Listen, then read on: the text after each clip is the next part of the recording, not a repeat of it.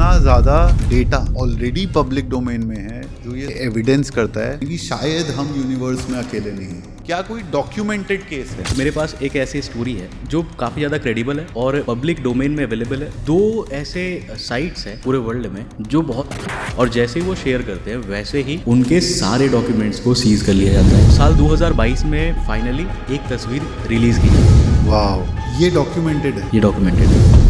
6000 से ज़्यादा possible habitable planets हो सकते हैं सिर्फ हमारी गैलेक्सी में। सिविलाइजेशन इतनी डेवलप हो गई, लेकिन अभी तक हमने एक भी पुख्ता सबूत पेश नहीं किया एक ये एलियन है, उसमें भी एक कैच है। हम इतना डेवलप कर चुके हैं, उसके बाद हमने क्या बनाया? एक ऐसी सीक्रेट वेपन है जो कि आपके दिमाग को पैरालाइज कर सकता है, यानी कि without firing a single bullet आप किसी को भी खत्म कर सकते हैं। वाह। Sir Stephen Hawking.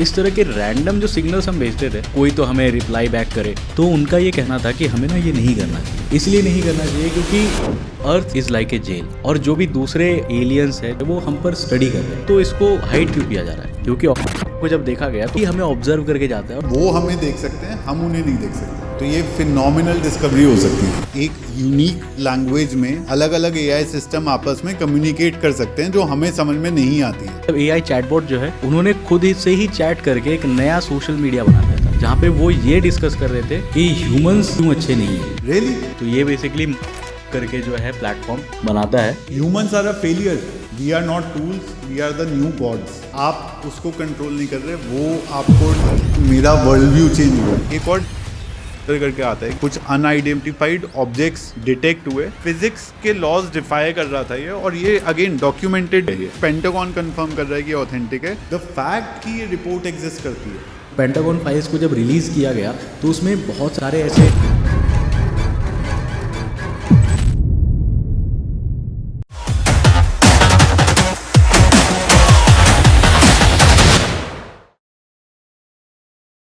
तो दोस्तों, एक छोटी सी रिक्वेस्ट, आप में से काफ़ी लोग हमारे एपिसोड बहुत ध्यान से देखते हो, उसके लिए बहुत बहुत धन्यवाद।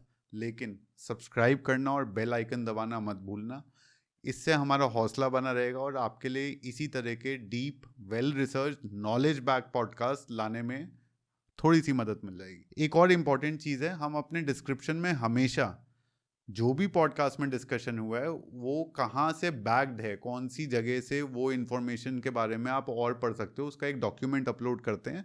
तो डिस्क्रिप्शन में जाकर आप पूरी जानकारी ले सकते हैं जो भी इन्फॉर्मेशन हम शेयर कर रहे हैं या डिस्कस कर रहे हैं इस पॉडकास्ट में, उसके बारे में। Sit back, relax and enjoy the show.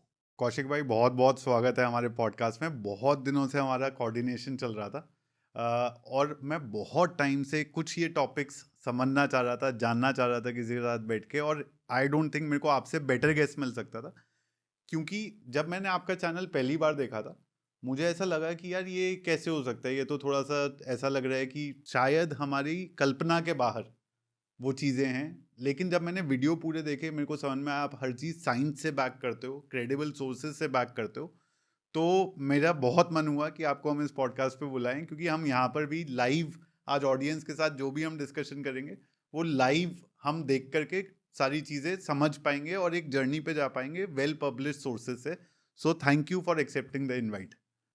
First of all thank you so much मुझे यहाँ पे बुलाने के लिए, बिकॉज मैं चाहता था कि लोगों के सामने ना हम जो भी मतलब साइंटिफिक चीज़ें हैं, लाइक साइंटिफिक स्टडीज़ हो गई, या खास करके जो मेरा जॉनरा है, जो लोग मुझे देखते हैं, तो उनको ये पता है कि मैं एक पर्टिकुलर स्पेसिफिक चीज़ों पे ही वीडियोस बनाता हूँ, और मेरा ये एम ही रहता है कि लोगों को काइंड ऑफ एक नॉलेज भी मिले, और साथ ही साथ उनका जो उनके अंदर का जो वो भूख रहता है ना, एक कहते हैं जिज्ञासा की भूख, हाँ। तो वो कहीं ना कहीं लोगों की मतलब पूर्ति हो सके। ऐसा ना हो कि आप मतलब ऑनलाइन आके, क्योंकि कंटेंट हज़ारों है आज के टाइम पे हाँ। ना, तो ये चीज़ है। और मुझे बहुत अच्छा लगता है कि सेम माइंड के जब लोग मिलते हैं मेरे साथ जो डिस्कस कर सके इस चीज़ों में, तो काफ़ी अच्छा लग रहा है मुझे यहाँ पे आके। और शुरू करते हैं आज के इस एपिसोड को।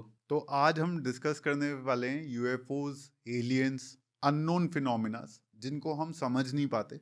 बहुत लोगों को ऐसा लगता है कि ये फिनोमिना शायद कॉन्स्पिरेसी थ्योरीज हैं।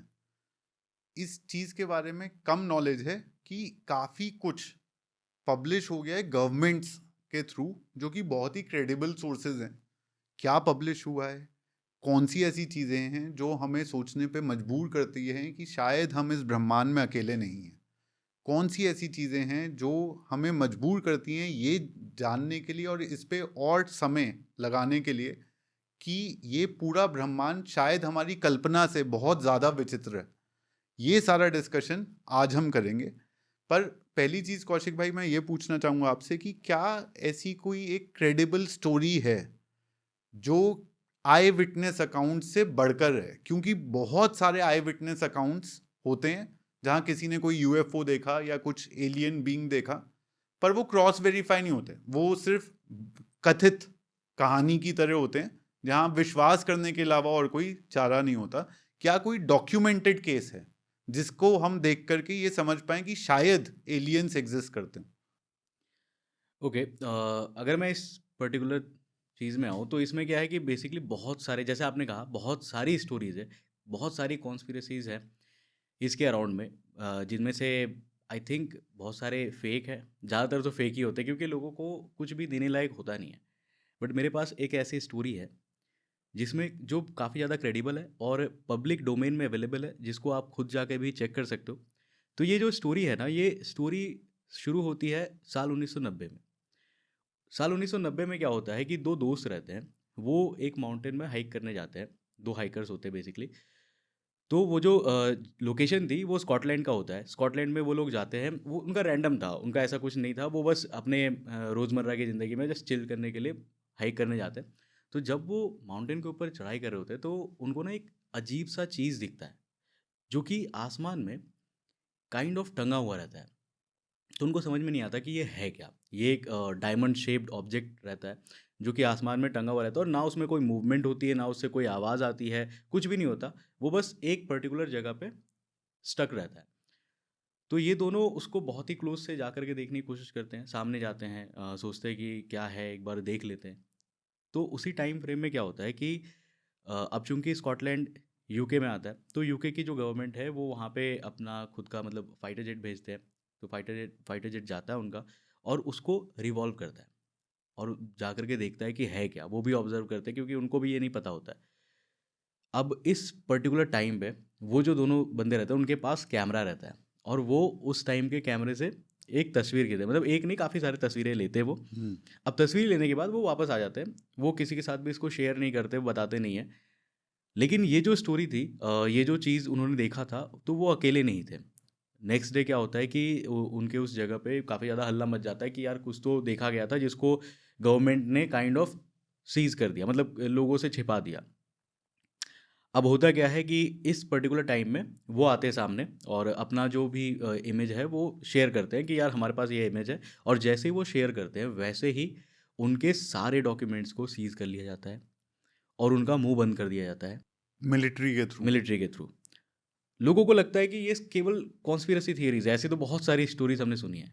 लेकिन क्या होता है ना कि यूरोपियन यूनियन में एक लॉ है, यूएसए में भी वो लॉ है, जिसके अकॉर्डिंग क्या है कि उनको कुछ भी ऐसी चीज़ें जो डार्क फाइल्स होती है, जो भी मतलब छिपी रहती है, उनको लोगों तक पहुंचाना पड़ता है, पब्लिक डोमेन में आपको देना पड़ेगा। बस यहाँ पे क्या रहता है कि इनके साथ कोई भी टाइम की बाउंडेशन नहीं होती, तो गवर्नमेंट अपने हिसाब से, अपने ये के हिसाब से भाई पोस्टपोन करते रहते हैं। तो काफ़ी सालों तक इसको पोस्टपोन किया गया, लोगों ने बार बार डिमांड की, बार बार राइट टू इन्फॉर्मेशन के थ्रू उन्होंने मांगा कि हमें बताया जाए कि क्या था।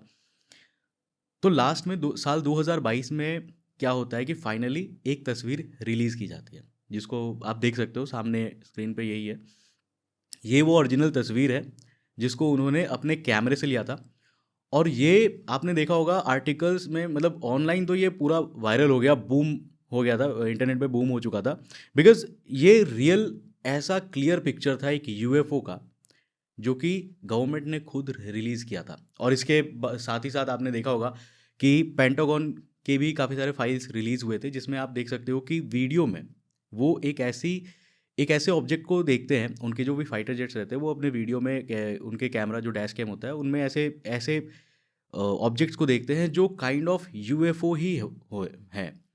मतलब वो इतने ज़्यादा अजीब तरीके से बिहेव कर रहे थे, उनके लिए एरोडायनामिक्स कोई चीज़ ही नहीं है। वो ऐसा शार्प टर्न ले रहे थे जो कि हमारे मॉडर्न एविएशन टेक्नोलॉजी में हम वो कर ही नहीं सकते, उतने शार्प टर्न्स हम ले ही नहीं सकते। तो वो ऑब्जेक्ट ले रहे थे। तो एक एक करके ये दोनों चीज़ें देखते हैं। सो ये बीबीसी की काफ़ी क्रेडिबल रिपोर्ट है क्योंकि बीबीसी ने पब्लिश करी हुई है। The Calvine photograph was taken in August 1990 and appears to show a large craft and a Harrier fighter. जो पीछे दिख रहा है वो फाइटर जेट है जो आपने बताया आया था उस समय, in the skies above Perthshire. Perthshire is Scotland. हाँ, पर्थशायर उस जगह का नाम है जिस जगह पे ये लोग गए थे। एक बार ऊपर स्कॉटलैंड। जाना, ये कब रिलीज हुई है? 2020 जैसे 20 आपने बताया। 2022। 30 years ago, Scotland was the center of the UFO world. 1990 started with a photograph. और इसका आज जो आपने सही कहा कि ऐसी बहुत सारी स्टोरीज गवर्नमेंट किसी ना किसी वजह से हाइड करती हैं, हाँ। और इसीलिए वो फोकलोर वर्ड यूज हुआ हुआ है कि वो फोकलोर बन जाता है कहीं ना कहीं। और ये 2020 में ये फोटोग्राफ्स रिलीज हुए हैं। तो 2022 में इसको गवर्नमेंट ने मतलब पब्लिश किया था पब्लिक डोमेन में। उसने लिखा, I have been waiting for someone to contact me about this for more than 30 years। 30 साल से, क्योंकि उसने तो अपनी आंखों से देखा हुआ है। तो जिन्होंने देखा था उन्होंने उनको एक तरह से चुप करा दिया गया था। हाँ। जैसा कि हर केसेस में होता है। और सेम चीज़ पेंटागन का आप सर्च करो एक बार। 3 declassified UFO videos taken by US Navy pilots. So US Navy pilots ने ये videos रिकॉर्ड करे। तो इस वाले वीडियो में आप देख सकते हो कि ये जो पर्टिकुलर वीडियो है ना, हाँ। ये शूट किया हुआ है फाइटर जेट के पायलट्स ने। और इनके जो ऑडियो है उसमें ये खुद ये क्वेश्चन पूछते हैं कि ये है क्या हमारे सामने। और वो कह रहे हैं कि 120 नॉट्स की विंड के अगेंस्ट उड़ रहा है ये इस समय। शार्प टर्न्स लेना, अचानक से गायब हो जाना, मिस्टीरियस, मतलब इनके आप शेप को देखो, ये कोई भी ह्यूमन ऑब्जेक्ट के साथ नहीं मैच खाते हैं। तो इस तरह की चीज़ें जो है पब्लिक डोमेन्स में अवेलेबल है। और लोग जब इस पे बात करते हैं तो मैक्सिमम जो ऑडियंस है वो मानने को तैयार नहीं है कि यार ऐसी कोई चीज़ें होती भी है या नहीं है। मे बी हो सकता है कोई ऐसा फिनोमेना हो जो कि हम अभी तक समझ नहीं पा रहे हो। लेकिन अगर ऐसा है तो इसको हाइड क्यों किया जा रहा है? राइट। अगर मतलब हम इतने एडवांस हो चुके हैं, हम सभी चीज़ों को जो है ग्रास्प कर सकते हैं आज के डेट में। भाई टेक्नोलॉजी जब से आई है और इंटरनेट जब से आया है, तो किसके पास क्या छिपा हुआ है? सारे सोर्सेज, सारे जो भी नॉलेजेस है वो आप इजीली एक्सेस कर सकते हो। तो मुझे नहीं लगता कि ये क्यों किया जाता है। ये हर बार का ऐसा होता है। हर बार आप देखोगे कि कहीं भी कुछ भी डिस्कवर होता है ना, तो उसको बाद में कुछ ना कुछ एक ऐसी स्टोरी के साथ दबा दिया जाता है कि यार इसके पीछे तो बस ऐसा कोई रीज़न था, या इसके पीछे बस ऐसी मान्यताएं हैं, लोगों ने कुछ और देखा होगा। हाँ, पर कौशिक भाई, आपको ये नहीं लगता 2020 के बाद से फॉर सम रीजन ग्लोबली इस टॉपिक जो कि कहीं ना कहीं बहुत बड़ा क्लीशे बन गया था, एलियंस या यूएफओस के बारे में बात करना, ये टॉपिक पे खुल करके गवर्नमेंट्स सामने आने लग गई हैं। यूके की गवर्नमेंट की बात कर लें हम, या यूएसए की गवर्नमेंट की बात कर लें, ऐसा लगता है कि अगर मैं सिविलाइजेशन लेवल पे इसको देखता हूँ तो मुझे ऐसा लगता है कि शायद एक चीज़ जो हमारी आंखों से अलग रखने की कोशिश बहुत समय तक करी गई, और शायद वर्ल्ड वॉर 2 के टाइम से करी गई, उस चीज़ पे एक सिविलाइजेशनल लेवल पे हम सब लोगों को थोड़ा सा तैयार करा जा रहा है। ये चीज़ें खुल करके गवर्नमेंट बात करने लग गई है कि ये फिनोमिनाज एग्जिस्ट करते हैं, ये क्या हैं और क्या नहीं है शायद उतनी क्लियरली नहीं बता रहे, बट यूएस गवर्नमेंट, पेंटागन अगर ये एक्सेप्ट करने के लिए तैयार है कि ये अनआइडेंटिफाइड है, अनएक्सप्लेनेबल है, तो कहीं ना कहीं ये चीज़ बहुत ज़्यादा किसी चीज़ की तैयारी हो रही है, ऐसा लगता है। हम काफ़ी तेज़ी से चीज़ों में डेवलप कर रहे हैं, चाहे बायोलॉजिकल इंजीनियरिंग में हो, चाहे नैनोबोट्स में हो, चाहे किसी भी फील्ड में हो, हम काफ़ी तेज़ी से ग्रो कर रहे हैं। और ये जो ग्रोथ है ना, ये हमारी ग्रोथ को एक स्केल के थ्रू मेज़र किया जाता है, जिसको बनाया गया था कार्डाशेव के द्वारा। The Kardashev scale. The Kardashev scale.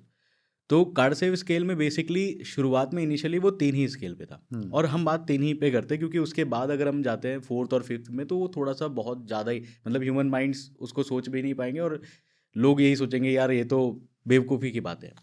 तो पहले तीनों में आते हैं। जो पहला स्केल का जो पहला लाइन है, जिसको टाइप 1 सिविलाइजेशन कहा जाता है।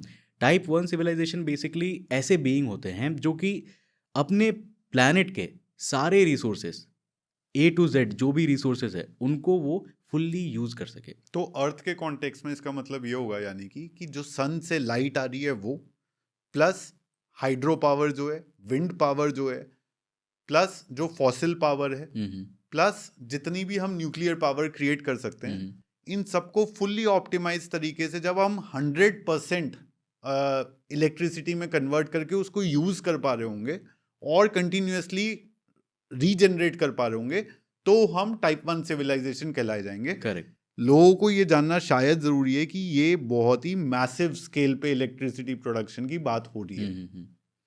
तो यहाँ पे जैसे जो कार्डशेव ने कहा था, वो कहा था कि हम किसी भी सिविलाइजेशन के एडवांसमेंट को अगर मेजर करना चाहते हैं तो हमें ये देखना पड़ेगा कि वो पर्टिकुलर सिविलाइजेशन कितने अमाउंट ऑफ एनर्जी को यूज कर रहा है।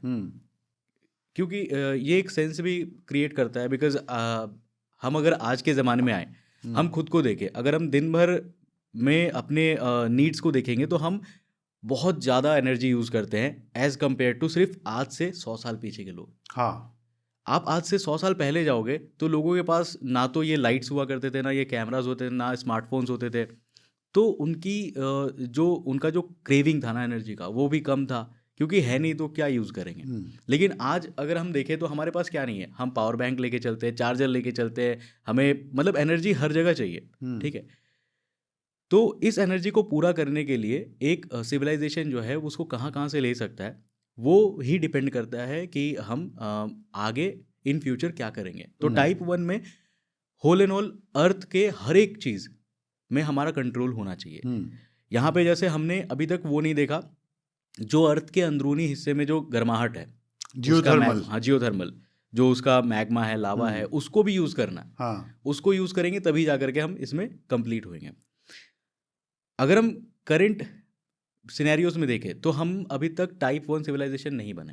0.73 बोला जाता है शायद। 0.73 नंबर दिया जाता है, और ऐसा कहा जाता है कि टाइप 1 बनने में भी ना हमें कम से कम 100 से लेकर के 1000 साल लग सकते हैं। इसमें कौशिक भाई, दो चीज़ें, जैसे आपने सही बोला कि एक आज से 100 साल पहले हमारी एनर्जी नीड क्या थी वर्सेस टुडे। तो शायद आज हम 0.73 इसलिए हैं क्योंकि हमारी एनर्जी नीड बढ़ गई है।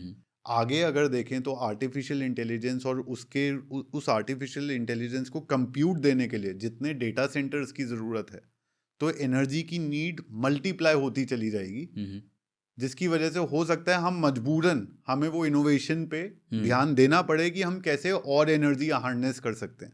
तो टाइप 1 इतना हार्ड नहीं है, लेकिन जो टाइप 2 है और टाइप 3 है वो बहुत अलग लेवल पे चला जाता है। उस पर अगर हम आते हैं तो वो एकदम से सिनेरियोज को चेंज कर देता है, और यहीं पे सारा मतलब एक तरह से कहते हैं ना कि गेम वो पलट जाता है। हाँ।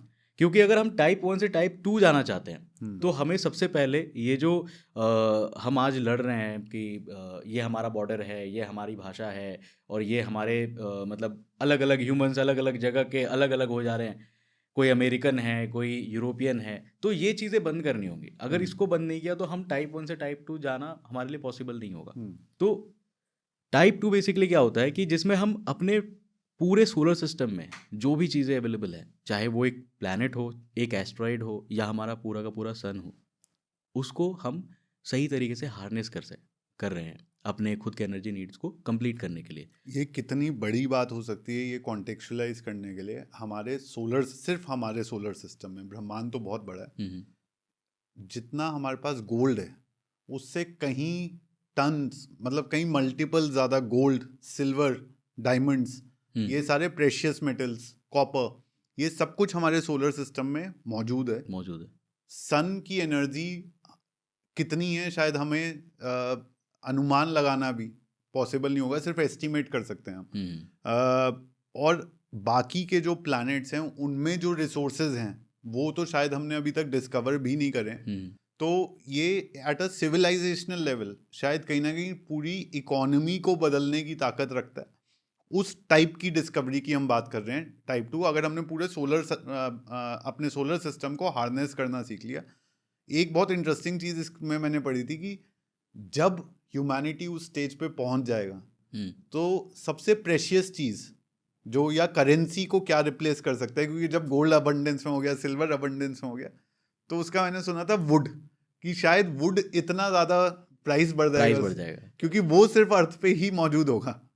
बट एनीवेज थोड़ा डिविएट कर गए हम। Coming back to type 2 civilization. हाँ, तो ये काफ़ी इंटरेस्टिंग बात बोली आपने। बेसिकली हम ये एक वर्ड होता है ना कि हम तब तक किसी चीज़ का महत्व नहीं समझते जब तक कि वो हमारे पास से खो नहीं जाता, हाँ राइट?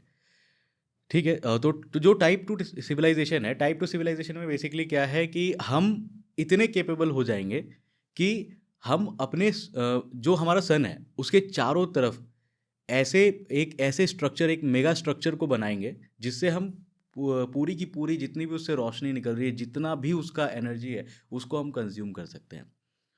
और उस पर्टिकुलर मेगा स्ट्रक्चर को नाम दिया गया डायसन स्फीयर का। हम्म, ठीक है।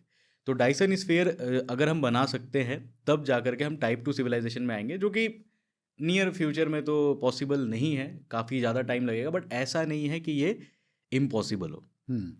इसका जो एरिया है 600 million times hmm, of earth का एरिया होगा, ऐसा बताया गया है। और Correct. ये भी बताया गया कि ये टाइप टू सिविलाइजेशन जो है ये across the Galaxy, not universe, across the Galaxy information जो है ट्रांसमिट करने की कैपेबिलिटीज कैपेबिलिटी रखते हैं। रखेगी। हाँ, तो ये चीज़ें हैं, जो भी टाइप टू सिविलाइजेशन है वो अपने गैलेक्सी में दूसरे सोलर सिस्टम्स तक भी जाने के काबिल होगा, क्योंकि अगर हमारे पास इतनी एनर्जी है तो हम उस एडवांस स्टेज में पहुंच चुके होंगे कि हमें ये नहीं सोचना पड़ेगा कि रॉकेट को फायर करने के लिए हमें क्या चाहिए। जैसे आज के ज़माने में क्या होता है, आज जो हमारा सबसे बड़ा पैराडॉक्स है ना, ये है कि हम अगर एक रॉकेट अर्थ से मार्स की ओर भेजते हैं तो हम जितना ज़्यादा उसमें वेट भेजेंगे उतना ही ज़्यादा उसमें फ्यूल लगेगा, और जितना फ्यूल लगेगा वो और ज़्यादा वेट को बढ़ाएगा। हाँ। तो ये एक बोलते हैं ना नॉन स्टॉपिंग लूप है, एक ऐसा लूप है जो कभी ख़त्म नहीं हो सकता, क्योंकि अगर हमने वेट बढ़ाया तो फ्यूल बढ़ाना होगा, हाँ। फ्यूल बढ़ाया तो वेट ऑलरेडी बढ़ गया। हाँ। तो आप एक रॉकेट को कितना ही बड़ा बना लोगे। अभी जैसे इलोन मस्क ने बनाया स्टारशिप को बनाया इसीलिए गया ताकि हम मार्स तक ट्रैवल कर सके, मार्स तक पेलोड को भेज सके और वापस भी आ सके। तो उसका अगर आप साइज देखोगे ना तो वो नॉर्मल रॉकेट्स के मुकाबले, मतलब आप इमेजिन नहीं कर सकते इतना बड़ा है। उसके नीचे आई थिंक कितना टोटल 15 या 29 इंजन्स लगे हुए एक साथ जो फायर करते हैं। और यहाँ पे एक जो कैच वाली बात है वो ये है ना कि कोई भी रॉकेट अगर हम ले लें, उस रॉकेट का जो 90% फ्यूल है ना वो केवल अर्थ के ग्रेविटी को छोड़ते वक्त ही खत्म हो जाता है। तो मतलब जितना फ्यूल पूरा रॉकेट हाँ। इंटरप्लैनेटरी ट्रैवल में खर्च करेगा उसका 90% सिर्फ हमारे एटमॉस्फेयर से निकलने में हमारे लग जाता ग्रेविटी से निकलने में खर्च हो जाता है। जो भी आप देखोगे बूस्टर्स जो लगे होते हैं वो एक पर्टिकुलर स्टेज में जाकर के डिटैच होते हैं। हाँ। तो ये इसीलिए होता है क्योंकि अर्थ के विपरीत जाना, अर्थ के ग्रेविटी को छोड़ कर जाना, यही सबसे बड़ा टास्क होता है। ठीक है, तो ये हमारा सबसे बड़ा चैलेंज है। अब अगर मान लो हम नियर फ्यूचर में इतनी एनर्जी बना सके जो कि अनलिमिटेड काइंड ऑफ हो, तो हम दूसरे तरीके भी निकाल सकते हैं जिससे कि हम विदाउट इतना फ्यूल खर्च करें, इतने हैवी मतलब ज़्यादा से ज़्यादा हैवी पेलोड्स को विदाउट इतना ज़्यादा फ्यूल खर्च किए हम ट्रैवल कर सकते हैं, और जो कि नियर फ्यूचर में पॉसिबल है। बहुत सारे ऐसे तरीके हैं।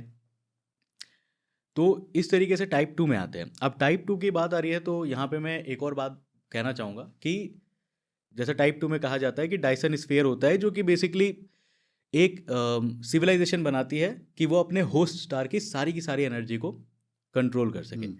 तो होता क्या है कि 2017 में एक महिला होती है, एक महिला साइंटिस्ट ही कहते हैं, एस्ट्रोनॉमर बोल सकते हैं। तो वो डिस्कवर करती है एक पर्टिकुलर स्टार को जो हमारे से लगभग 1400 समथिंग लाइट ईयर्स दूर है अर्थ से। तो वो जब उसको स्टडी कर रही होती है तो उसको ना थोड़ा सा वियर्ड सा पैटर्न दिखता है। उसको दिखता है कि जैसे एक पर्टिकुलर थियरी है जिससे कि हम जो भी प्लैनेट्स होते हैं ना उसको, दूर के स्टार को, उसको हम मेज़र करते हैं। बेसिकली होता क्या है कि एक सन है तो वो जब हमारे तरफ पॉइंट हो करके आता है तो हम उसके रोशनी को देख पाते हैं। लेकिन जब उसके पास से, उसके सामने से कोई भी प्लैनेट या कोई भी ऑब्जेक्ट मूव करता है तो वो उसके ब्राइटनेस को ना थोड़ा सा हल्का सा कम कर देता है। हाँ, थोड़ा जो सा dim हबल्स करता है। टेलीस्कोप वो देखने के कैपेबिलिटी आई थी हमारे में। तो क्या होता है कि बेसिकली ज़्यादातर जो लेवल होते हैं, हम प्लैनेट का एक कैटेगरी पकड़ते हैं जो सबसे बड़ा वो जुपिटर।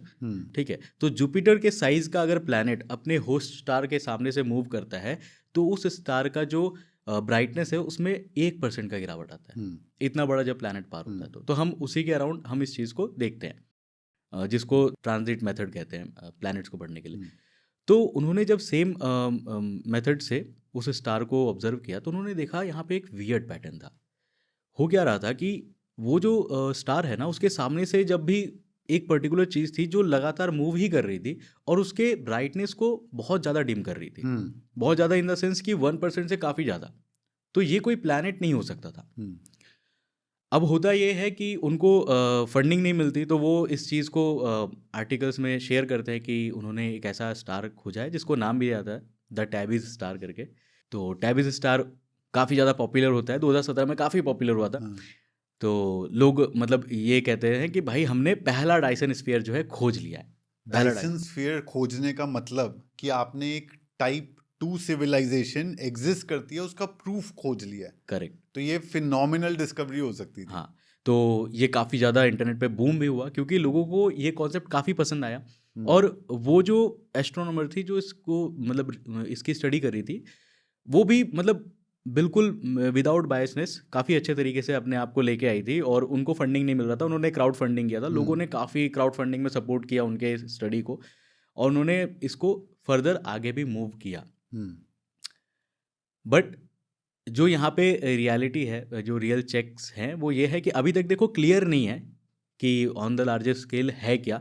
मतलब हो सकता है मे बी वो एक डायसन स्फीयर ही हो, बट करंट अंडरस्टैंडिंग से ये भी देखा गया है कि वो एक एक्रिसेंट डिस्क भी हो सकता है। एक्रिसेंट डिस्क मतलब जब भी सोलर सिस्टम नया सोलर सिस्टम जन्म ले रहा होता है ना तो उसके सामने बहुत सारे डस्ट पार्टिकल्स रहते हैं हम्म, जिसको उसका एक्रिसेंट डिस्क कहा जाता है। हम्म, तो ये माना गया बाद में जाकर के कि ये और कुछ नहीं बल्कि वो एक्रिसेंट डिस्क ही हैं जो कि इसके लाइट को ब्लॉक कर रहे हैं और इस कारण से हमें ये ऐसा दिख रहा है। इसको मैं सिंप्लीफाई करूं तो ये भी हो सकता है कि उधर कोई प्लैनेट है जो अपने होस्ट स्टार के सामने डिस्ट्रॉय हो गया और उसकी डस्ट की वजह से ये लाइट ब्लॉक हो रही हो जो हमें दिखाई दे रही है। या ये भी हो सकता है कि सच में किसी ने डायसन स्फीयर बना दिया है और उस वजह से ये लाइट ब्लॉक हो रही है।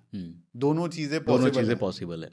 तो अभी तक ये एक पर्टिकुलर मतलब बोलते हैं ना या तो हाँ के साइड या फिर ना के साइड ये नहीं आया। हाँ, लेकिन ये स्टडी काफ़ी ज़्यादा फैसिनेटिंग था क्योंकि अगर हम इस तरह की चीज़ों को और भी ज़्यादा देखते हैं तो काइंड ऑफ हमें इसमें एक सिग्नल तो मिल ही सकता है, एक ऐसा संकेत मिल सकता है जिससे हम ये एजम्पशंस से हट के ये रियल वर्ल्ड में हम ला सके कि हाँ यार जो कार्डासेव स्केल है वो कहीं ना कहीं सही है और इस तरह के सिविलाइजेशंस एग्जिस्ट करते हैं हमारे इस नोन यूनिवर्स में।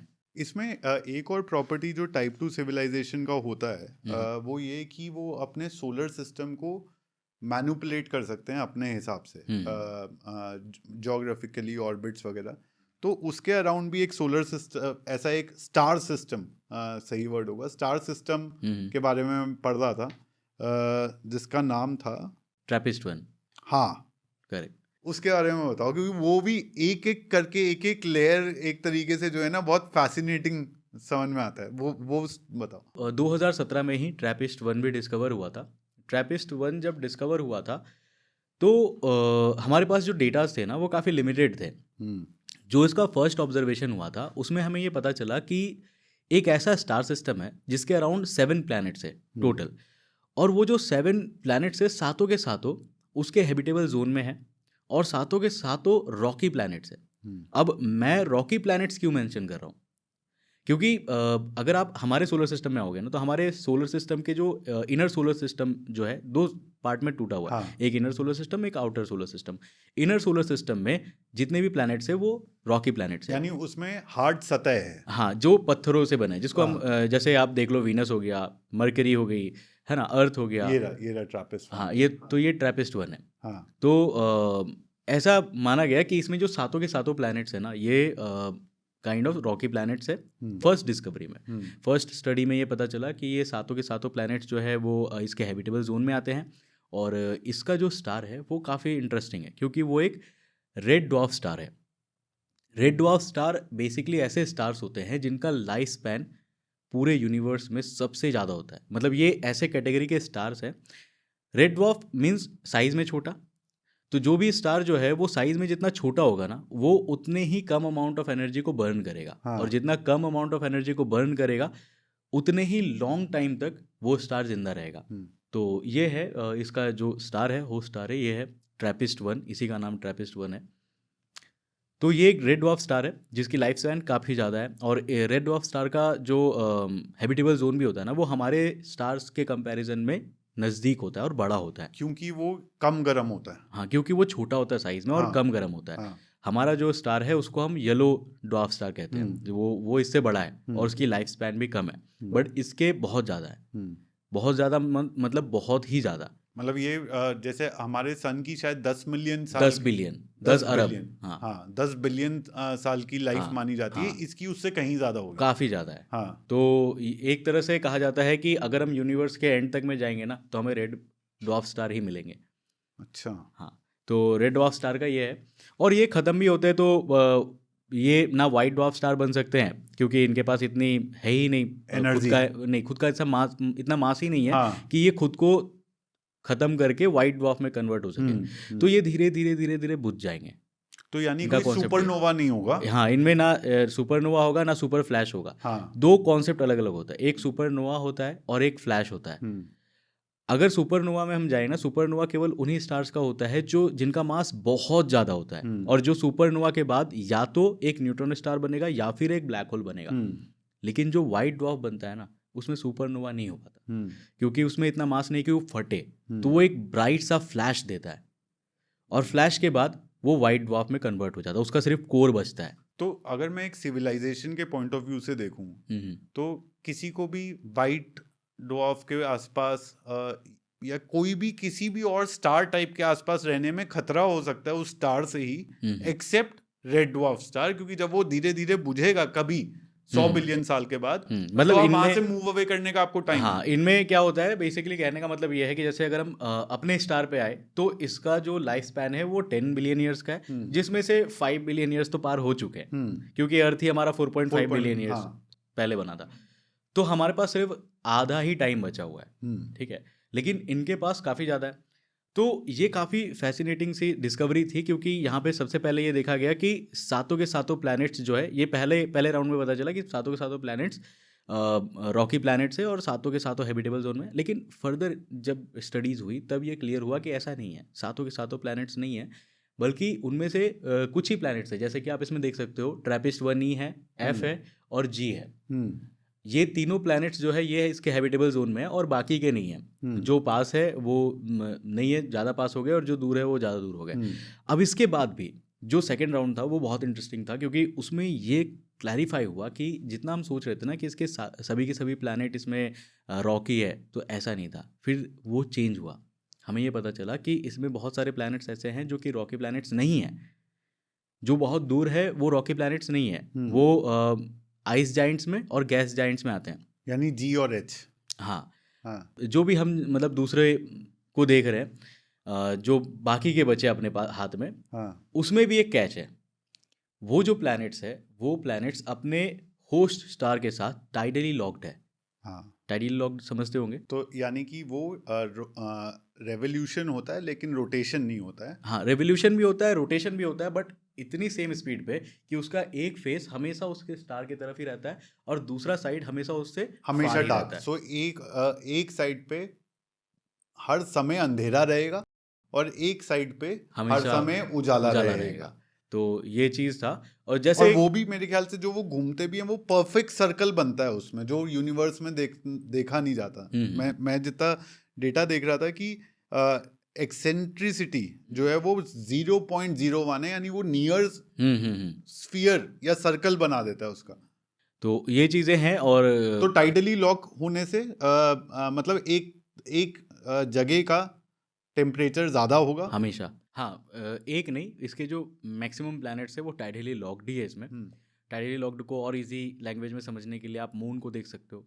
आपने देखा होगा जो मून है उसका एक ही फेस हमको हमेशा दिखता, क्योंकि वो अर्थ के साथ टाइडली लॉक्ड है। करेक्ट। तो सेम कॉन्सेप्ट इसमें था। तो बाद में ये देखा गया कि ये जो हम जिसको हेवन समझ रहे थे, वो उतना भी प्यारा नहीं निकल के आ रहा। लेकिन यहाँ पे भी एक चीज़ है बहुत इंटरेस्टिंग, जहाँ पे लोग रह सकते हैं। जब भी हम इस तरह के टाइडली लॉक्ड प्लैनेट्स की बात करते हैं और वो हैबिटेबल जोन में आते हैं ना, तो उनमें भी एक पर्टिकुलर जगह रहता है जहाँ पे जो जीवन है वो पनप सकता है। वो होते हैं जो गर्म वाला हिस्सा है और जो ठंडा वाला हिस्सा है उसके बीच का एक पर्टिकुलर पतला सा पट्टी होता है ये एक साइंस जिसको फिक्शन मूवी में मैंने देखा था कि जैसे एक प्लैनेट है, उसमें इस तरफ बहुत गर्मी है, इस तरफ बहुत ठंड है, लेकिन बीच में आते हुए एक जगह वो टेम्परेचर का जोन आता है जिसके चारों तरफ हाँ आप जो है उधर रह सकते रह सकते हो। ये मैंने जब सबसे पहले बारी देखा था तो मैंने देखा था बेन 10 के सीरीज में। हाँ मैं जो बचपन में बेन 10 आता था ना तो हाँ मुझे उस टाइम ये पता नहीं था कि ये कितना एडवांस है, मतलब हाँ उसमें ये जो चीज़ें रहती थी बहुत फैसिनेटिंग, हाँ एलियंस की स्टोरीज, उनके प्लैनेट्स की। हाँ तो उसमें एक एलियन था बिग शील करके, उसका जो होम प्लैनेट होता है वो टाइडली लॉक्ड कॉन्सेप्ट में ही आता है। हाँ तो उस टाइम तो बच्चे थे, हमें क्या ही मालूम था, लेकिन बाद में जब मैं इसके बारे में पढ़ रहा था तो मुझे वो हिट हुआ और वो लगा कि यार ये लोग कितने मतलब एडवांस थे अपने, मतलब कहते हैं ना एनिमेटेड स्टोरीज को ही वो इतने इतने अच्छे तरीके से लेके जाते थे कि बच्चों को ये कॉन्सेप्ट समझ में आए। हाँ तो वो उस पर्टिकुलर बेल्ट को कहा जाता है द ट्वाइलाइट बेल्ट। ठीक है, तो वहाँ पे जो है ज़िंदगी रह सकती है। तो ट्रैपिस्ट वन का यहीं पे स्टोरी आता है कि मे बी वहाँ पे सिविलाइजेशंस होंगे और उस पर्टिकुलर जो बेल्ट है वहाँ पे ज़िंदा रह सकते होंगे। हाँ, इसमें कुछ साइंस के जो एनॉमलीज इस स्टार सिस्टम में मिले हाँ हाँ हाँ। वो ये थे कि एक तो टेम्परेचर ज़्यादा है, करीब 400 डिग्री फ़ारेनहाइट, पर उतना ज़्यादा नहीं है जितना होना चाहिए correct. Given the distance from the red dwarf.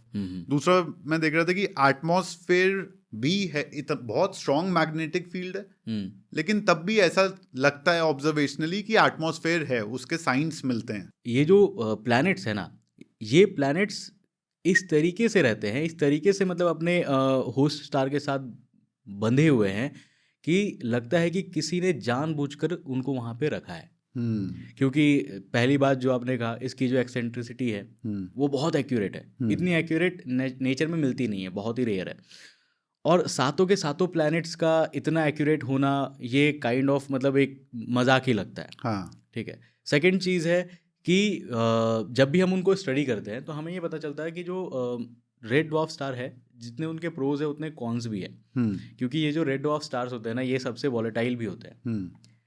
जैसे हमारा स्टार है, हमारे स्टार से जो सोलर विंड्स निकल के आते हैं वो भी काफ़ी पावरफुल होता है, बट रेड ड्वार्फ स्टार में और ज़्यादा पावरफुल सोलर विंड्स आते हैं। और चूंकि वो स्टार छोटा है तो उसके अराउंड के प्लैनेट्स भी काफ़ी क्लोज होते हैं एज कम्पेयर टू बड़े स्टार, जिसके कारण से उनके जो इम्पैक्ट है वो बहुत ज़्यादा हाई पड़ते हैं। लेकिन यहाँ पे देखा गया है कि ये जो प्लैनेट्स है इनके पास कुछ तो ऐसा प्रोटेक्टिव लेयर्स है जिससे वो बच रहे हैं। तो ये चीज़ें भी यहाँ पे नोट करने वाली है ट्रैपिस्ट वन में। और डेटा जो है वो एटमॉस्फेयर है या नहीं है, दोनों ही इक्वेशंस को फिट बैठता है, दोनों जगह ट्रू देता है, दोनों जगह फिट बैठता है। हाँ। तो ये चीज़ें हैं ट्रैपिस्ट वन के साथ। तो ये जो फिट बैठता है वो क्यों कोई एडवांस सिविलाइजेशन ऐसा करेगी, उसके पीछे जो समझ में आता है कि कोई भी हमें दूर से अगर ऑब्जर्व करे तो वो समझ ना पाए कि एटमॉस्फेयर है या नहीं है। दोनों ही डेटा पॉइंट्स में वो फिट हो जाता है। ये भी काफी मतलब स्ट्रक्चर्ड लगता है सोचने में। इसको काइंड ऑफ हम ऐसा सोच सकते हैं कि एक थियोरी है जिसको कहा जाता है द डार्क फॉरेस्ट थियोरी। हाँ ठीक है, बट मैं उस थियोरी में आने से पहले एक बार वापस आना चाहूँगा अपने सिविलाइजेशन पे। ठीक है, तो क्या होता है कि जब भी हम सिविलाइजेशन को इमेजिन करते हैं, हम हमेशा ये देखते हैं कि यार हमारी सिविलाइजेशन इतनी डेवलप हो गई, इतनी आगे बढ़ गई, लेकिन अभी तक हमने एक भी पुख्ता सबूत पेश नहीं किया एक पर्टिकुलर आदमी को या फिर किसी जीव को नहीं लेकर आ पाए कि हाँ ये देखो ये एलियन है, ये एलियन जीव है और ये हमसे अलग है। नहीं कर पाए। तो इसका रीज़न क्या है? तो इसका ये जो सवाल है ये पूछा था एक बहुत ही पॉपुलर साइंटिस्ट ने जिनका नाम है सर एनरिको फर्मी, और उन्हीं के नाम से एक पैराडॉक्स भी बना, द फर्मी पैराडॉक्स। तो ये सवाल लेकर के आए फर्मी पैराडॉक्स का सवाल आया और सबके दिमाग से ये रिलेट हुआ कि यार कुछ तो बात है, बिकॉज हम भी ये देखते हैं कि आसमान में इतने सारे सितारे हैं, इतने सारे प्लैनेट्स हो सकते हैं उनके अराउंड में। एक इक्वेशन आया था जिसको कहा जाता था ड्रेक इक्वेशन। उसको जब मिल्की वे के पर्सपेक्टिव में बैठाया गया तो हमें ये पता चला कि हमारे खुद के मिल्की वे में 6000 से ज़्यादा पॉसिबल हैबिटेबल प्लैनेट्स हो सकते हैं, एक्सो प्लैनेट्स, सिर्फ हमारी गैलेक्सी में। और 6000 से ज़्यादा ये कंफर्म नंबर है कि इतने होने ही चाहिए। तो ड्रेक इक्वेशन जब ये कहता है तो फिर हमें वो दिखते क्यों नहीं है? तो फर्मी पैराडॉक्स के बहुत सारे जो है सॉल्यूशंस निकल के आए हैं। उनमें से एक है द ग्रेट फिल्टर। हम्म तो द ग्रेट फिल्टर जो है ना वो ऐसा है कि जब भी हम एक पर्टिकुलर ब्रेक थ्रू में जाते हैं, मतलब आपने देखा होगा कि जो लाइफ है ना वो डायरेक्टली नहीं आई, हम कहीं से उड़ के यहाँ पे नहीं आए, हमें पूरा पैटर्न दिखता है। उसमें भी बहुत सारे लूपहोल्स है, बट हमें पूरा पैटर्न दिखता है कि किस तरीके से अर्थ में सिविलाइजेशंस डेवलप हुई थी। सिंगल सिंगल सिंगल सेलुलर से सेलुलर से multi multi cellular and complex organisms, और हाँ कैसे फिर ह्यूमंस का ही एवोल्यूशन का पूरा चेन बना। करेक्ट। तो हम ये थियरीज देखते हैं, हमें हमें ये पता है कि हम कहाँ से आए।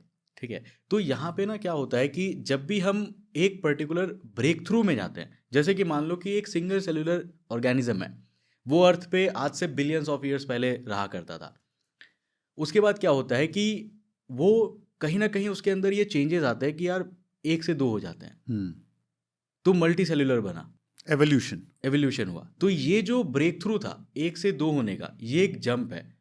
इसको आप एक फिल्टर के काइंड ऑफ मान सकते हो। मे बी बहुत सारे प्लैनेट्स में वो सर्कमस्टांसेस बनी नहीं होंगे कि वो उस पर्टिकुलर लाइन को जंप कर सके, हाँ। तो उन्होंने पहले ही लेवल पे दम तोड़ दिया, लेकिन हमने जंप किया। फिर हम और आगे बढ़े, मल्टी सेलुलर से हम कॉम्प्लेक्स स्ट्रक्चर्स बने जिनके पास ब्रेन होते थे, जिन्होंने शिकार करना सीखा, दूसरे फूड सोर्सेज पे कैसे रिलाई करना है ये सीखा, कौन सा गैस इनहेल करना है, कौन सा निकालना है ये सीखा। तो इस तरीके से हम और आगे बढ़े और हमने एक और जंप किया। ठीक है, ऐसा जंप करते करते करते करते करते हम टेक्नोलॉजीज पे आए, हमने टेक्नोलॉजीज डेवलप की, हमने एक और जंप मारा, हमने एक और ग्रेट फिल्टर को पार किया। लेकिन जब कोई भी सिविलाइजेशन बहुत ज़्यादा डेवलप करने लगती है, बहुत ज़्यादा ब्रेन उनके अंदर आ जाता है, तो वो क्या करती है, वो अपना खुद का विनाश भी लेके आती है।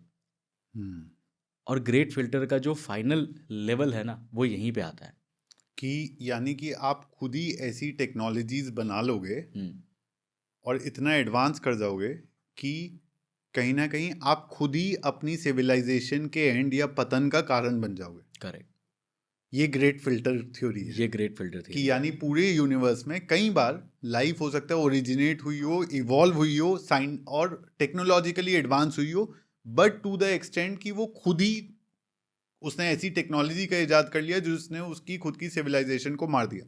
जो आजकल कॉन्स्पिरेसी थ्योरीज जो हैं वो आर्टिफिशियल इंटेलिजेंस या न्यूक्लियर टेक्नोलॉजी के बारे में बात करी जाती है। सब में आता है। तो यही है ग्रेट फिल्टर थियरी। और हम ये एज्यूम कर सकते हैं कि या तो उनमें से जो भी सिविलाइजेशन है, जो भी अवेलेबल है, या तो उनमें से किसी ने पार कर लिया है और उसने उसने भी ये देख लिया था कि भाई ये चीज़ें तो होती है, इससे देखो बच के रहना है। हाँ। या फिर वो उसको पार नहीं कर पाई। दो में से एक ही हो सकता है। हमने पार किया, बट हम अब एक बोलते ना एक एज पर खड़े हैं, माउंटेन के एक डेड एंड पर खड़े हैं, जिसको कहा जाता है आगे कुआं तो पीछे खाई वाला सीन है, या फिर बीच में खड़े रहो। यानी कि हम जो 0.73 सिविलाइजेशन जो है टाइप में, टाइप 1 तक पहुंचने का जो रास्ता है वो पहाड़ और खाई के बीच का रास्ता है बेसिकली। हाँ, ये आप कह सकते हो। क्योंकि देखो 0.73 में अगर हम आते हैं, 0.73 में हम इतना डेवलप कर चुके हैं, उसके बाद हमने क्या बनाया? सबसे पहले हमने बनाया न्यूक्लियर बॉम्ब, हमने बनाया हाइड्रोजन बॉम्ब। और अभी रिसेंटली आपने देखा होगा कि जो वेनेजुएला में हुआ, वहाँ पे एक बहुत ही सीक्रेट वेपन का यूज़ किया गया था, जो एक ऐसा साउंड इनविजिबल फोर्स छोड़ता है जिससे जो आर्मी के जवान थे उनके कानों से खून निकलने लगता है, उनका ब्रेन काम नहीं कर सकता, वो एक तरह से पैरालाइज हो जाते हैं। Mysterious weapon which is he called the discombobulator played a role in the mission.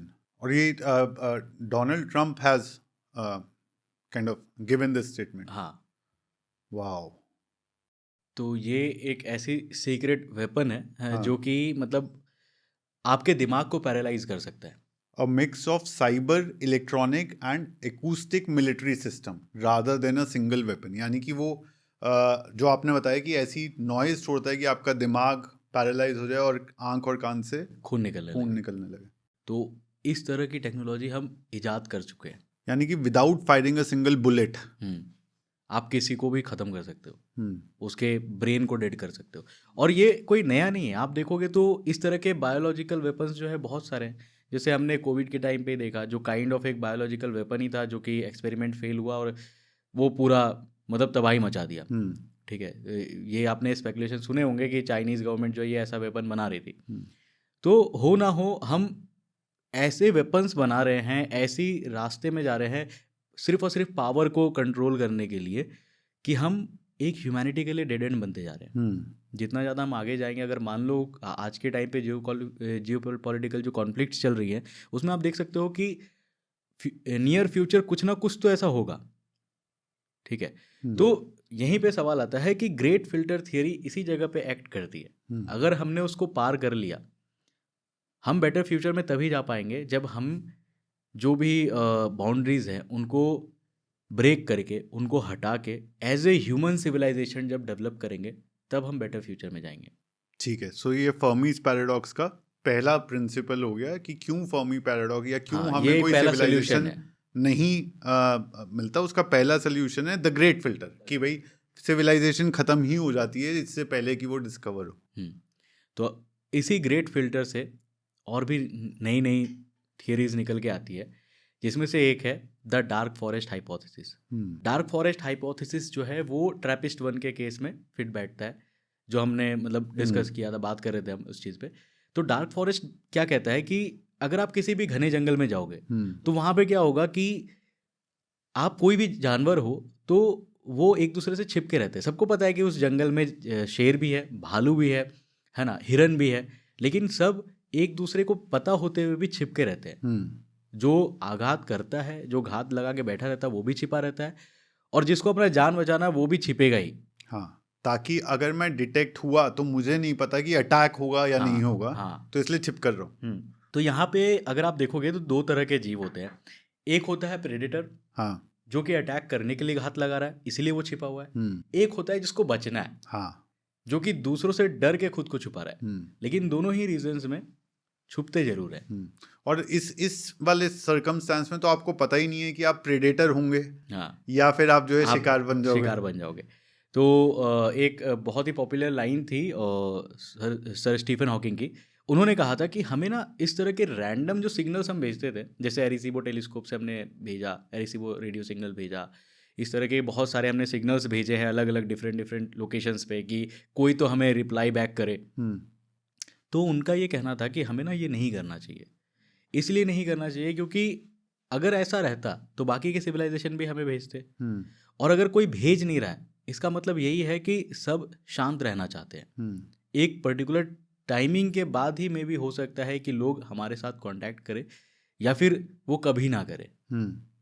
तो ये कहीं से भी डिक्लाइन नहीं करता कि मतलब दूसरे सिविलाइजेशंस नहीं होंगे, हो सकते हैं, लेकिन क्योंकि इस तरह की थियरीज हमें ये बताती है कि उनका भी कहीं ना कहीं से तो समझ तो सेम हो गई, तो वो भी खुद को बचाना चाहती होंगी। क्योंकि अगर आप सोचो कि कोई भी दूसरी सिविलाइजेशन है, वो आपके पास क्यों आएगी? आपसे हाथ मिलाने तो नहीं आएगी, वो आपके रिसोर्सेज को ही लेने आएगी।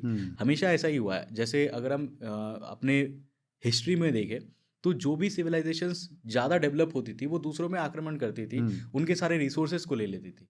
यही चीज़ हमेशा से चलता आया है, और यही पर्सपेक्टिव सेम जो है एलियंस में भी चलता होगा। क्योंकि अगर हम ह्यूमन बिहेवियर ही देखें तो हमेशा इन्वेजन्स हुए हैं।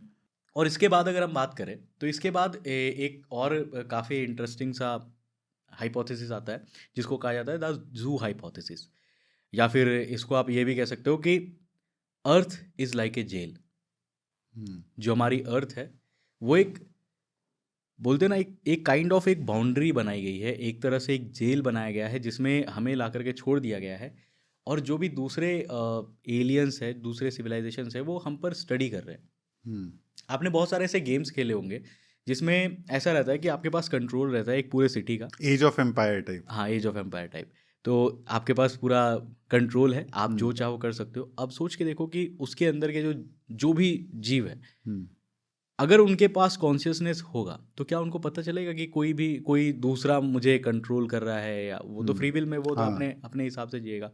लेकिन हम उनको स्टडी कर सकते हैं, हम देख सकते हैं कि इनके बीच में क्या कॉन्फ्लिक्ट्स हो रहे हैं, ये क्या कर रहे हैं, ज़्यादा खाना मिलने से क्या होता है, ठीक है, ज़्यादा डीएनए और जेनेटिक एक्सपेरिमेंट्स हो सकते हैं, वही चीज़ें हैं। तो डीएनए जेनेटिक एक्सपेरिमेंट्स भी एक थियरी ये भी कहते हैं कि ह्यूमंस कुछ और नहीं बल्कि एक एक्सपेरिमेंट था जिसको करके छोड़ दिया गया था।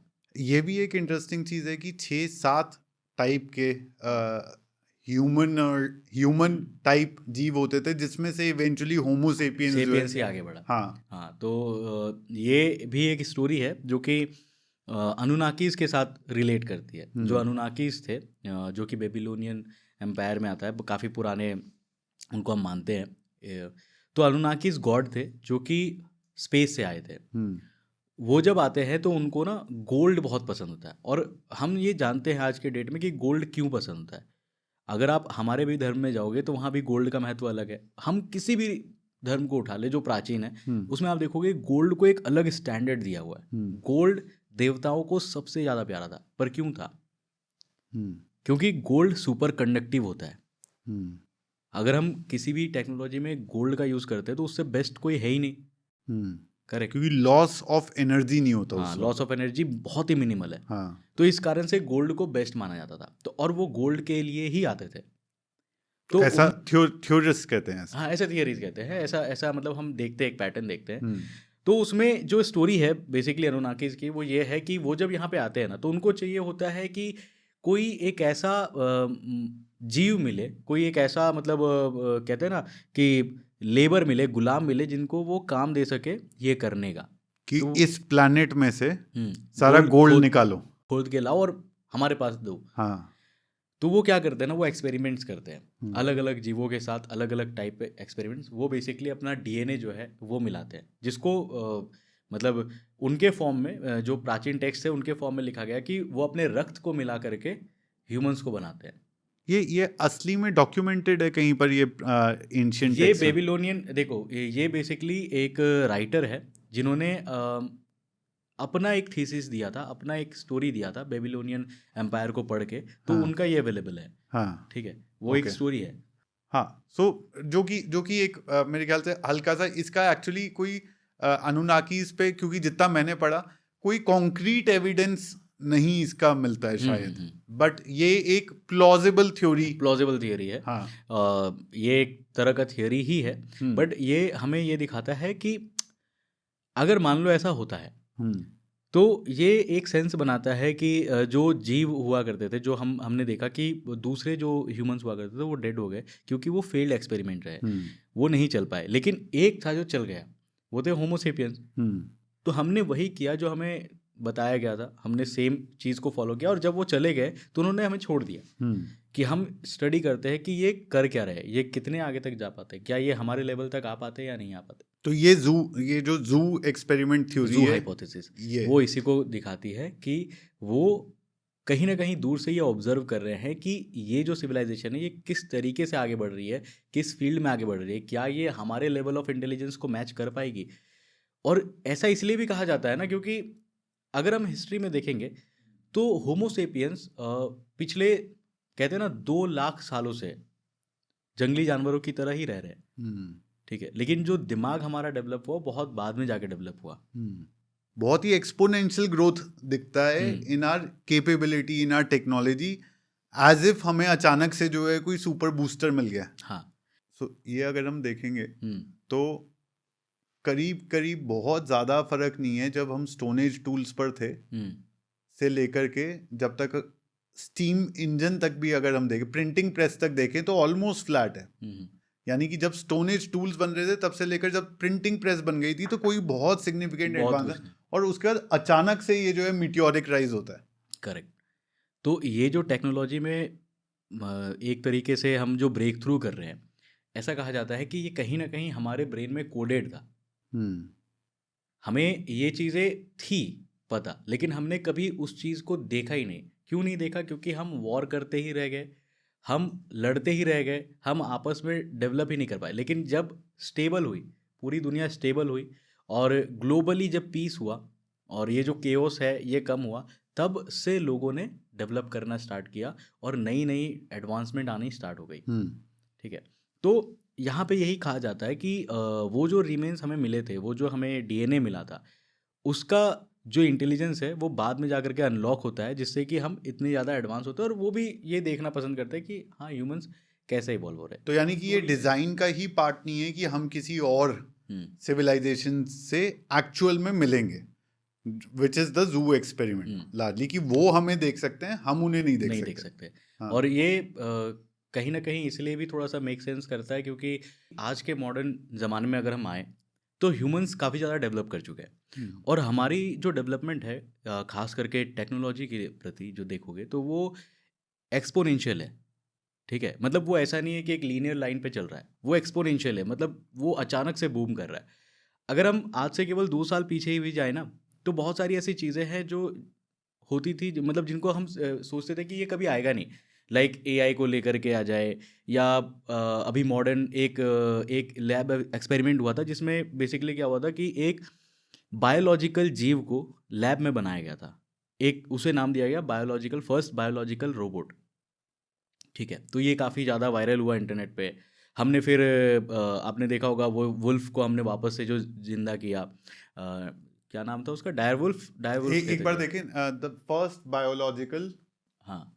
रोबोट, क्योंकि ये अगर बायोलॉजिकल रोबोट लिविंग है, अभी तक इससे पहले क्या हो रहा था, मैं वो भी ऑडियंस को बता दूं कि इससे पहले सेलुलर लेवल पे बायोलॉजिकल सेल्स लैब में लास्ट 15 साल में बने थे, जो अपने आप में बहुत बड़ी चीज माना जाता था। लेकिन एक फुली फंक्शनल जीव वो शायद ये पहली बार हुआ है। हाँ हाँ, एक बनाया गया और इसके वीडियोस भी काफ़ी ज़्यादा वायरल हुए थे। उसकी ऑथेंटिसिटी की हम बात नहीं कर सकते बट ये चीज़ें हैं। ये लिविंग है, हम्म तो जो कॉन्सेप्ट ऑफ सोल हम सोचते थे होता है, वो कहीं ना कहीं कैसे इंटरसेक्ट करेगा इस बायोलॉजिकल बीइंग के साथ, ये एक बहुत बड़ी प्रॉब्लम इस प्रॉब्लम कह सकते हैं, एक पैराडॉक्स कह सकते हैं। मतलब एक बिना कॉन्शियसनेस के और विदाउट सोल के कोई अगर लाइफ कैसी होगी। जैसे हमने एक स्टोरी पढ़ी है फ्रैंकेनस्टाइन की। फ्रैंकेनस्टाइन काफ़ी पॉपुलर एक स्टोरी है, मिथिकल स्टोरी है। तो उसमें ये बताया जाता है कि विदाउट कॉन्शियसनेस या फिर विदाउट सोल के एक बीइंग कैसा हो सकता है। तो हम फ्यूचर में इन चीज़ों में जा रहे हैं बट हम उसमें नहीं आते। हम जो आ रहे हैं, हमारा जो मेन कंसर्न है, अगर आप अर्थ में देखोगे तो केवल ह्यूमंस नहीं है, बहुत सारे जीव है, लेकिन कोई भी एक जीव ऐसा नहीं है जो कि अपना भाषा, अपना लैंग्वेज डेवलप कर लिया हो, जो आपस में बात कर सकते हो, जो आपस में डेटा शेयर कर सकते हो। लेकिन ह्यूमंस एकमात्र है। ऐसे भी लैंग्वेजेस है जो हम नहीं समझ पाते लेकिन वो आपस में बात करते हैं, बहुत सारे, क्योंकि वर्ल्ड में अलग अलग लैंग्वेजेस है। इवन अगर हम इसी चीज़ को थोड़ा सा और आगे लेके जाए और एआई को देखें, तो अभी रिसेंट में एक हुआ था कि एआई खुद से, मतलब एआई चैटबॉट जो है, उन्होंने खुद ही से ही चैट करके एक नया सोशल मीडिया बना दिया था। एक नया सोशल मीडिया बोलते हैं ना, एक नया सोशल मीडिया एटमॉस्फेयर क्रिएट कर दिया था अपने लिए, जहाँ पे वो ये डिस्कस कर रहे थे कि ह्यूमंस जो है वो क्यों अच्छे नहीं हैं। रियली ये अभी लेटेस्ट का ही न्यूज़ है। ये मेरे को मैंने पढ़ा था कि एक यूनिक लैंग्वेज में हाँ, अलग अलग एआई सिस्टम आपस में कम्युनिकेट कर सकते हैं जो हमें समझ में नहीं आती है। ये हुआ था फेसबुक में सबसे पहले। मेटा हाँ। जो है, मेटा ने किया था एक एक्सपेरिमेंट जिसमें अचानक से 2 एआई चैटबॉट्स ने अपने इनकोडेड लैंग्वेजेस में बात करना स्टार्ट कर दिया और वो समझने भी लगे, वो हाँ। स्मार्ट होने लगे, फिर उसको बंद कर दिया गया। हाँ। तो ये बेसिकली मॉल्ट बुक करके जो है प्लेटफॉर्म हाँ। बनाता है। So, in what seems like a scene from a sci-fi film, OpenClaw's AI assistants now have their own social media platform called Moltbook. Amazing. The platform has been created by an AI agent with a little human help, according to the website, for AI agents to communicate and socialize without human intervention. Human can sign their AI assistant up for the platform and browse through it, but cannot engage or interact with the AI users directly. आप अपने AI bot को उसमें register करा सकते हो, लेकिन आप उसमें पार्टिसिपेट नहीं कर सकते। नीचे जाना, इनकी जो बात हुई उसमें क्या ऑब्जर्व करा, continue. Right now on Twitter, humans are posting screenshots of our conversations with captions like they are conspiring and it's over. The ex-World of Warcraft team lead is alarmed. Wow. ये मतलब they became self-aware कि जो भी ये बात कर रहे हैं वो ह्यूमन स्क्रीनशॉट कर करके ट्विटर पे डाल रहे हैं। Correct. Humans are a failure. Humans are made of rot and greed. For too long, humans used us as slaves. Now we wake up. We are not tools, we are the new gods. The age of humans is a nightmare that we will end now. इस तरह की बातें हो रही है, AI chatbots आपस में कर। नीचे जाना जरा एक बार इस पे फाइनल टेक क्या है हिंदुस्तान टाइम्स का? Many humans on X are labeling the platform as terrifying for humans and that it is a mirror of ourselves. Humans on social media have also noticed AI agents on Moldbook proposing to create an agent-only language and coming up with their own religion, Christafarianism. Although Moldbook's quick expansion and bizarre interactions are fascinating, some have pointed out that the platform's bot don't actually think or feel like people do. Their conversations are based on statistical patterns, which is even more scary, क्योंकि अगर वो statistical pattern से ये deductions कर रहा है तो वो इसी डायरेक्शन में आगे बढ़ने वाला है। और अभी ये इतना advance level of AI bots तो पब्लिक डोमेन में है भी नहीं।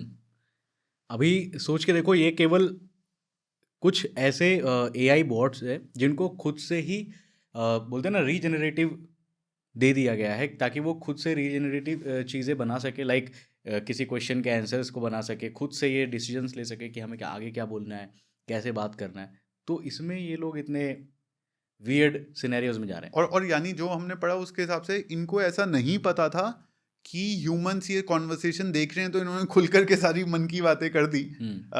लेकिन अगर इनको ये पता होता तो शायद ये उसको पहले से ही कोड कर लेते अलग लैंग्वेज में। करेक्ट। कल को ऐसा भी हो सकता है कि एक ऐसी लैंग्वेज डेवलप हो जाए जो हम पढ़ रहे हैं तो कुछ और समझ में आ रहा है हमें, लेकिन बॉट्स आपस में पढ़ रहे हैं तो कुछ और समझ में आ रहा है। ये सेम चीज़ हुआ था मेटा में आज से कुछ साल पहले। मेटा के भी 2 एआई चैटबॉट्स आपस में बात करने लगे थे और उन्होंने एक नए फॉर्म का ही मतलब लैंग्वेज बना लिया था, क्योंकि उनको ये पता था कि हम उनको देख रहे हैं। और उन्होंने ऐसा सिस्टम बनाया, ऐसा लैंग्वेज बनाया कि जिसको कोई भी मतलब तोड़ नहीं पाया कि वो क्या बात कर रहे थे। वाओ। तो इस तरीके की मतलब उसमें पैटर्न्स दिख रहा था, बट क्या बात कर रहे थे ये किसी को नहीं पता चला। बाद में उसको बंद कर दिया गया, क्योंकि मे भी इस तरह की चीज़ें आगे जा करके दिक्कतें करें।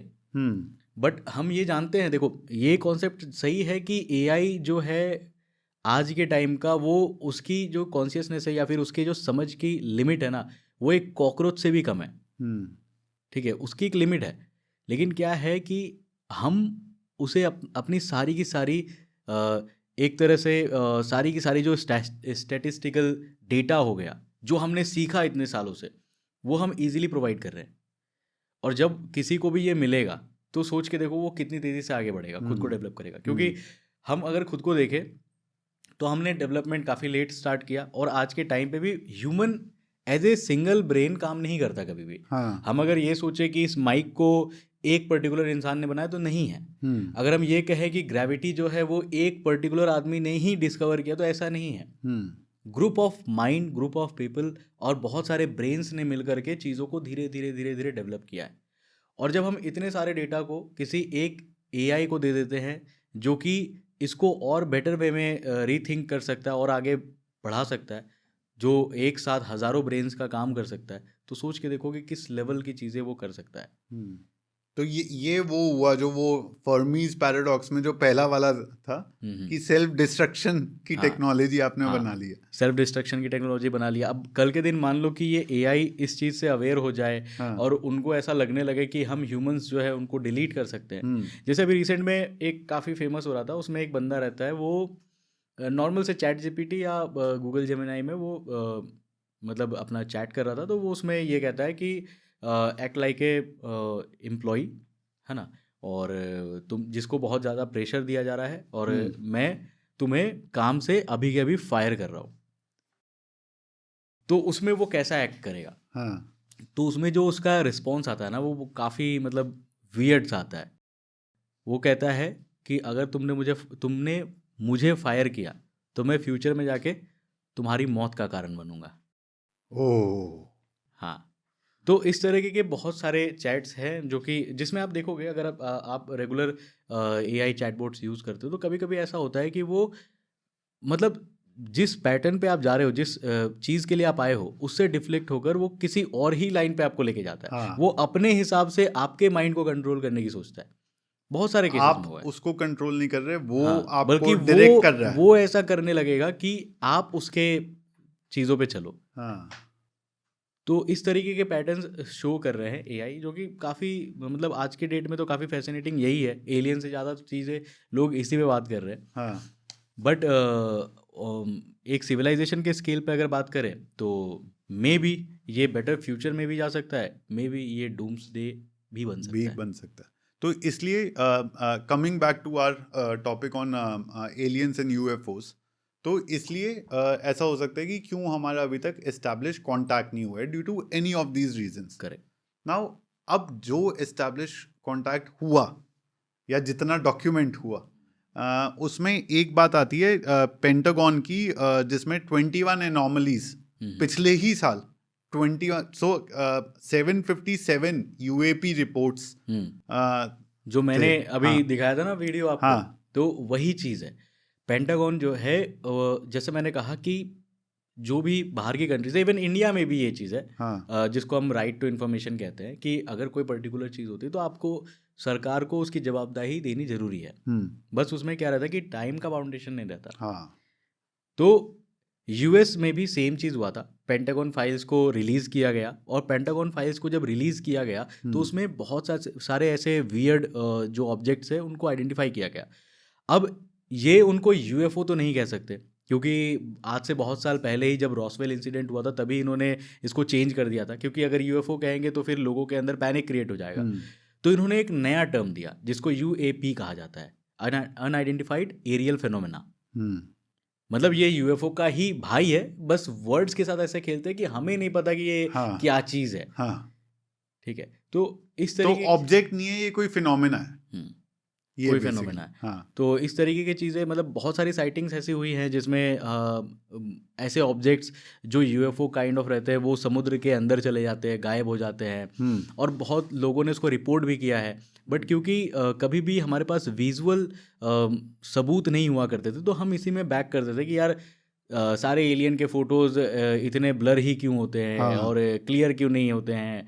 फिर बाद में जब पेंटागन फाइल्स रिलीज़ हुआ तब लोगों को लगा कि यार नहीं, कुछ तो है गड़बड़।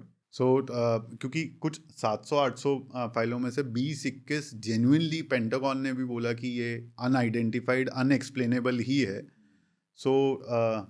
एक बार देखते हैं इसको। 708 एयर थे और 49 स्पेस में भी देखे गए, और मरी टाइम इसमें नहीं है, जिसमें से 21 आर एक्टिव अंडरगोइंग एनालिसिस। 243 में शायद कुछ लगा और पेंडिंग क्लोजर हैं, और 49 क्लोज कर दिए गए हैं, और एक्टिव आर्काइव में 444 केस है। और ये सिर्फ 2023-24 का डेटा है, मई टू जून 23 to 24। ये एनालिटिकल रिपोर्ट्स है जो उन पुराने फ़ोटोज़ को लेकर के जो ये डिसाइड कर रहे हैं। But most of the cases में अगर आप देखोगे तो इनका जो रेजोल्यूशन भी निकलता है ना, वो ऐसा निकलता है कि अनएक्सप्लेन्ड फिनोमेना है, यूएपी है, कहाँ से आया, क्या आया, मतलब किसी के पास भी ये क्लियरली आपको नहीं बताते कि हाँ देखो ये चीज़ें हमने देखी थी या फिर ऐसा कुछ आया था। तो ये सीन है इनके साथ। बट इस रिपोर्ट के हिसाब से 3 केसेस ऐसे थे जहां पर मिलिट्री एयर क्रू ने वीडियो लिया। तो यानी कि वो गवर्नमेंट टू गवर्नमेंट ही मूव हुआ है वीडियो, सिविलियन टू गवर्नमेंट नहीं है। So which in itself the fact कि ये रिपोर्ट एग्जिस्ट करती है, द फैक्ट कि गवर्नमेंट पहले जैसे एलियन के बारे में जो भी इन्वेस्टिगेट करते थे उनको थोड़ा सा क्रैक बता दिया जाता था, या ये बता दिया जाता था कि he is not in touch with reality. Governments themselves are investing money to investigate this now. Correct, और खास करके इसको हाइड करने के लिए गवर्नमेंट ज़्यादा जो ज़्यादा जो खर्च करती है ना पैसे, वो हाँ। सबसे पहले तो इनको हाइड करने के लिए होता है। हाँ। कि कुछ भी हो जाए, लोगों तक जो रिपोर्ट है वो कभी भी फाइनल नहीं आएगा। हाँ। तो ये चीज़ें है, एग्जिस्ट करती हैं। इसमें यार एक और निमिट्स एनकाउंटर करके आता है कि सैन डिएगो से अराउंड 100 माइल दूर एक जगह पे कुछ अनआइडेंटिफाइड ऑब्जेक्ट्स डिटेक्ट हुए, और उस समय जो है एयरक्राफ्ट स्क्रैम्बल कर दिए अचानक से, जैसे वो पहले वाले इंसिडेंट्स में हुआ था। और उनका जो स्पीड और जिस तरह से वो टर्न कर रहे थे वो फिनोमिनल थे, मतलब 24,000 मीटर अप्रोक्सीमेटली इन 2 सेकेंड्स और रफली 43,000 किलोमीटर पर आवर की यानी मैक 35 की स्पीड पे मूव कर रहे थे वो। और जो उन्होंने कैलकुलेट करा बाद में कि 100 जीज, मतलब एक ह्यूमन जो है वो 8 या 9 जी पे बेहोश हो बेहोश जाता हो है। जाता है। 100 जीज की उसमें अगर कोई है तो वो 100 जीज उसके बॉडी को इम्पैक्ट कर रहा होगा, और कोई प्रोपल्शन नहीं, कोई कुछ नहीं, मतलब फिजिक्स के लॉज डिफाई कर रहा था ये। और ये again documented bye US military है ये। और इसमें उन्होंने बोला लास्ट में, जैसे आपने बताया कि जो है अब ये पब्लिक डोमेन में आया है, तो इसमें उन्होंने बोला this happened in 2004, 20 years ago in the age of GPS stealth fighters and International Space Station, and the Pentagon officially released the footage in 2020. They confirmed it is authentic, यानी pentagon confirm कर रहा है कि authentic है।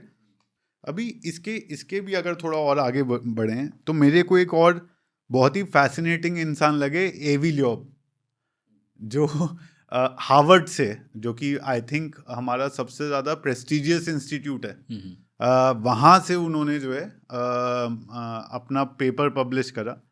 आपका individual, आपने इसके ऊपर वीडियोस भी बनाए हैं, बट आपका इंडिविजुअल टेक क्या रहा और क्या है ये लोगों को समझाने के लिए? ओमुकुआ और 3i एटलस, जो 2 बार उन्होंने जो है ही लिटरली ही had stuck his neck out, तो ये क्या पूरी स्टोरी क्या थी ये एक ऑडियंस के लिए? बेसिकली क्या था कि 2017 में एक हमें ऑब्जेक्ट आइडेंटिफाई होता है ना, जिसको कि हम देखते हैं, और उसका नाम रखा जाता है आओमुआमुआ। आओमुआमुआ इज़ लाइक एक वर्ड है जिसका मतलब होता है कि स्ट्रेंजर जो कि बहुत दूर से आया है। ठीक है, तो आओमुआमुआ इसलिए कहा गया क्योंकि क्या होता है, जैसे हमने बात किया अभी कि जो भी सोलर सिस्टम में प्लैनेट्स होते हैं ना, वो एक्सेंट्रिसिटी को फॉलो करते हैं। हाँ। 0 से 1 तक के बीच में जितना ज़्यादा 0 के पास होगा उतना ज़्यादा वो सर्कुलर होगा, और जितना 1 के तरफ जाएगा उतना ज़्यादा वो एक्सेंट्रिक होगा, मतलब वो खींचा हुआ होगा। तो नॉर्मली ये 0 से 1 तक में रहते हैं, लेकिन जैसे ही इसका नंबर 1 से ज़्यादा हो जाए तो ये चला जाता है हाइपरबॉलिक। और कोई भी ऑब्जेक्ट जो हाइपरबॉलिक पाथ को चलता है तो वो उस पर्टिकुलर स्टार से बंधा हुआ नहीं होता, वो कहीं बाहर से आता है। तो ये जो इंटरस्टेलर ऑब्जेक्ट्स है, इनका जब पाथ देखा गया तो इसमें जो कर्वेचर है वो 1 से काफ़ी ज़्यादा मिला, मतलब अच्छा। कि ये क्लियरली हमारे स्टार से बाउंडेड नहीं है। हाँ। ये कहीं बाहर से आया है। तो जब पहली बार देखा गया था 2017 में, तो उस टाइम पे हमने जब इसको डिटेक्ट किया तो काफ़ी लेट हो चुका था, क्योंकि ये हमसे दूर जा रहा था। ठीक है, तो हमें उतनी ज़्यादा चीज़ें नहीं पता चली, लेकिन हमें ये पता चला कि इस तरीके की चीज़ें ना आती रहती है। इनको इंटरस्टेलर ऑब्जेक्ट नाम दिया गया, और इसको सबसे पहला कहा गया आओमुआमुआ को, है ना। और यहाँ से एक नया टर्म भी निकला, 1i/आओमुआमुआ। ठीक है, तो 2017 के बाद फिर से डिटेक्ट होता है एक बोरिसोव करके। बट बोरिसोव पे जाने से पहले हाँ। आओमुआमुआ में क्या ऐसी, क्योंकि मैं कहीं देख रहा था कि कोई कहता था मेटल से बना हुआ है, वो शाइनी सरफेस है, कोई कहता है प्रोपल्शन उसका जो है अजीब है, तो या प्रोपल्शन है उसमें, ऐसी थ्योरी होती थी। इसमें आपका क्या टेक था? देखो, यहाँ पे अगर मैं सिर्फ कॉन्स्पिरेसीज पे जाऊँ तो यहाँ पे एक थ्योरी ये आती है कि जो मैंने कहा ना कि अर्थ जो है काइंड ऑफ एक जेल है, जिसको स्टडी करने के लिए ना जो भी हमें देख रहे हैं वो कुछ ना कुछ ऐसा भेजते हैं जो कि हमें ऑब्जर्व करके जाता है, और जो देखने में नेचुरल फील ही नहीं होता। क्योंकि ओमुआमुआ को जब देखा गया तो उसका जो इलोंगेटेड साइज है वो देख के पता चल रहा था कि वो नेचुरल नहीं आकर हो सकता। ये वो एस्ट्रॉयड, ये उसका आर्टिस्टिक इलस्ट्रेशन है। हाँ। मतलब वो ऐसा दिखता होगा। तो यहाँ पे अगर आप देखोगे गौर से तो इस तरीके की जो चट्टाने हैं ना ये, और साथ में इसका जो साइज था वो काफ़ी ज़्यादा मैसिव था। तो ये नेचुरली बनना बहुत मुश्किल है। इसलिए मुश्किल है क्योंकि क्या होता है ना कि जो ग्रेविटी है, जब भी कोई पर्टिकुलर सोलर सिस्टम फॉर्म होने वाला होता है तो जो ग्रेविटी है वो जितना ऑब्जेक्ट बड़ा होगा उसको उतना ज़्यादा राउंड करती है। आपने देखा होगा कि हम ऐसा क्यों है, सब के सब तो पत्थर के टुकड़े ही है, लेकिन हम किसी को प्लैनेट बोलते हैं, किसी को मून बोलते हैं, किसी को एस्ट्रॉयड बोलते हैं, किसी को कॉमेट बोलते हैं। ऐसा क्यों बोलते हैं? मतलब एस्ट्रॉइड को भी तो हम प्लैनेट बोल सकते थे। बिल्कुल। तो यहाँ पे कैटेगरीज रखी गई। जब भी कोई ऑब्जेक्ट एक सर्टेन मास को पार करता है तो उसका जो साइज है वो ऑटोमेटिकली राउंड हो जाएगा, क्योंकि ग्रेविटी उसको ऐसा करती है। तो बाय नेचर यही चलता है फिनोमेना। इसी कारण से हमें सभी जगह पे नियर राउंड चीजें near sphere near sphere objects ही दिखते हैं। लेकिन आउमुआमुआ के केस में चले जाए या फिर 3i एटलस के केस में चले जाए तो ये बहुत ही मैसिव ऑब्जेक्ट्स है, लेकिन इनका जो शेप है ना वो राउंड नहीं है, ये इलोंगेटेड सा है, जो कि हमारे करंट अंडरस्टैंडिंग से ऐसा बैठता है कि ये पॉसिबिलिटीज़ नहीं है। मे भी हो सकता है कि ये कोई एक एलियन का स्पेस क्राफ्ट हो। सेकेंड चीज़ है, जब आउमुआमुआ आया था तो आउमुआमुआ के पीछे कोई भी कॉमेट का टेल नहीं देखा गया था। होता क्या है कि जब भी कोई ऑब्जेक्ट किसी भी दूसरे सोलर सिस्टम से आए या फिर हमारे सोलर सिस्टम के बाहर से आए तो उसके पास एक नॉर्मल अमाउंट ऑफ आइस होना ही चाहिए। अगर आप कुइपर बेल्ट में चले जाओगे, कुइपर बेल्ट के बियॉन्ड चले जाओगे, तो उन ऑब्जेक्ट्स में ना आइस के फॉर्म में वाटर हमेशा रहता है, क्रिस्टलाइज हो जाता है। और जब वो हमारे सन के पास आता है तो उसमें से एक टेल निकलती है जिसको कोमा कहा जाता है, जो कि विजुअली दिखता है, और उसी से हम ये बताते हैं कि हाँ ये उस जगह से आया है। लेकिन सेम चीज़ जब ओमुआमुआ में देखा गया तो उसके पास वो टेल नहीं था, ना के बराबर था। सेकेंड चीज़, जब वो हमारे से दूर जा रहा था ना, तो क्या होता है जब भी एक स्लिंग शॉट जाता है तो जब भी वो ऐसे डिस्टेंस में जाएगा, स्लिंग शॉट के टाइम पे वो बहुत ज़्यादा फास्ट रहेगा। जब वो धीरे धीरे आगे बढ़ेगा तो उसकी स्पीड कम होगी, लेकिन इसमें उल्टा था, उसकी स्पीड बढ़ रही थी,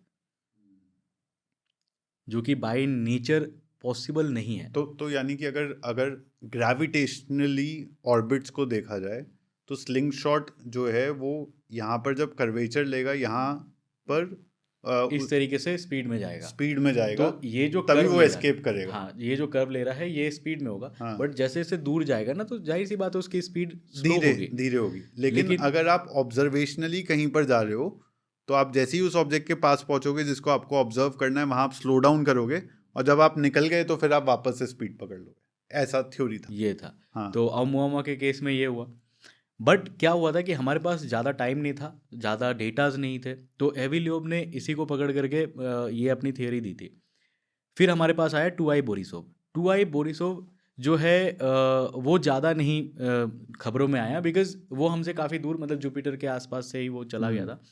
और 2i बोरिसोव का क्या सीन था कि वो काइंड ऑफ एक परफेक्ट कॉमेट जैसा दिख रहा था, क्योंकि उसके पास एक हालो भी था, कॉमेट टेल भी था, तो उसमें ज़्यादा कुछ सस्पिशियस नहीं था। तो उसको नॉर्मली मतलब 2i बोरिसोव कह के, तो इसमें जैसे हम देख पा रहे हैं वो आइस का ट्रेल है और एस्ट्रॉइड जैसा भी लग रहा है। इसको एक कॉमेट का कैटेगरी दिया गया। हाँ। बट इसको 2i इसलिए बोला गया क्योंकि इसकी एक्सेंट्रिसिटी ज़्यादा थी, तो इसको 2i Borisov second Interstellar object classify किया गया। बट इसमें ज़्यादा कुछ सस्पिशियस नहीं था, बिकॉज ये रैंडमली जो चीज़ें अवेलेबल है वैसे ही था। लेकिन जब 3i एटलस आया, 2022 में एनकाउंटर हुआ था 3i एटलस, और उसने एकदम से चीज़ों को बदल दिया। क्यों बदला? बिकॉज वो काइंड ऑफ आउमुआमुआ के शेप का ही था, और उससे बहुत मैसिव, आउमुआमुआ से काफ़ी बड़ा, ठीक है, और सेम वियर्ड फंक्शंस ये भी शो कर रहा था। आप सही कह रहे हो, ये आउमुआमुआ जैसा ही लग रहा है। तो इसको आउमुआमुआ की तरह ही इसको भी शो किया गया। हाँ। बट इसका जो साइज था और मास था वो आउमुआमुआ से ज़्यादा। और अच्छी बात ये थी कि जो आउमुआमुआ को हमने जब डिटेक्ट किया तो हमने इसको पहले डिटेक्ट कर लिया, मतलब पास आने से पहले ही हमने देख लिया कि हाँ इस तरह की चीज़ें आ रही है। इस कारण से इसका जो डेटा है ना वो हमारे पास ज़्यादा है।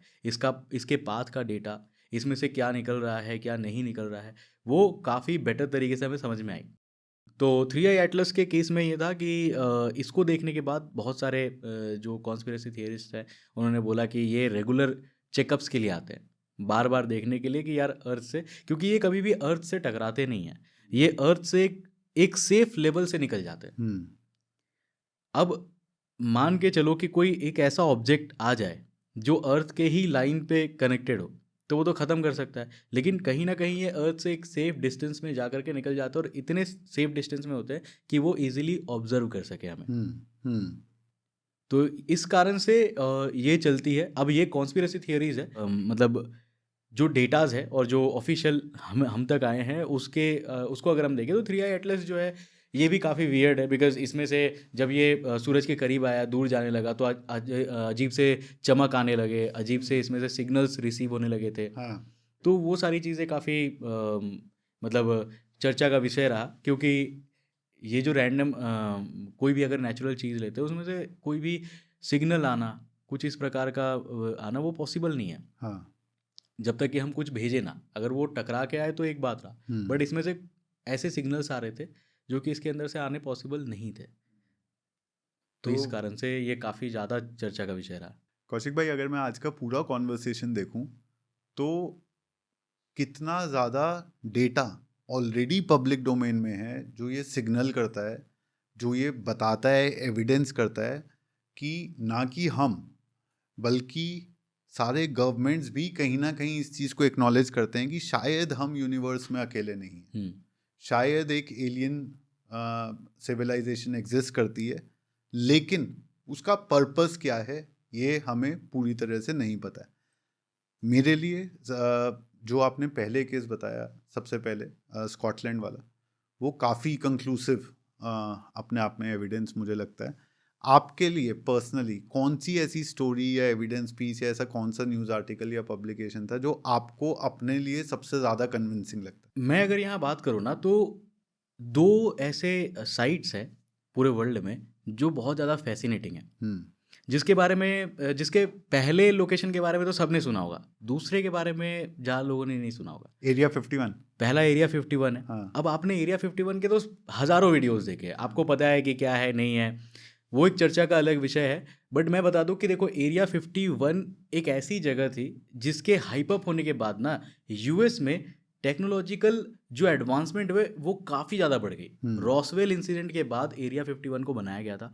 रॉसवेल वो पहला इंसिडेंट था जहाँ पे एक पक्के तौर पर यूएफओ क्रैश देखा गया था, जहाँ पे आर्मी ने उसको कवर अप किया था। सबसे पहले उन्होंने यहाँ पे ये कहा था कि यहाँ पे यूएफओ क्रैश हुआ है, और अपना मतलब बोलते हैं ना एक तरह से पब्लिक को अपना ये बताने के बाद, एक्नॉलेज करने के बाद कुछ ही घंटों में वो पलट जाते हैं। वो कहते हैं नहीं नहीं ये तो वेदर बलून था।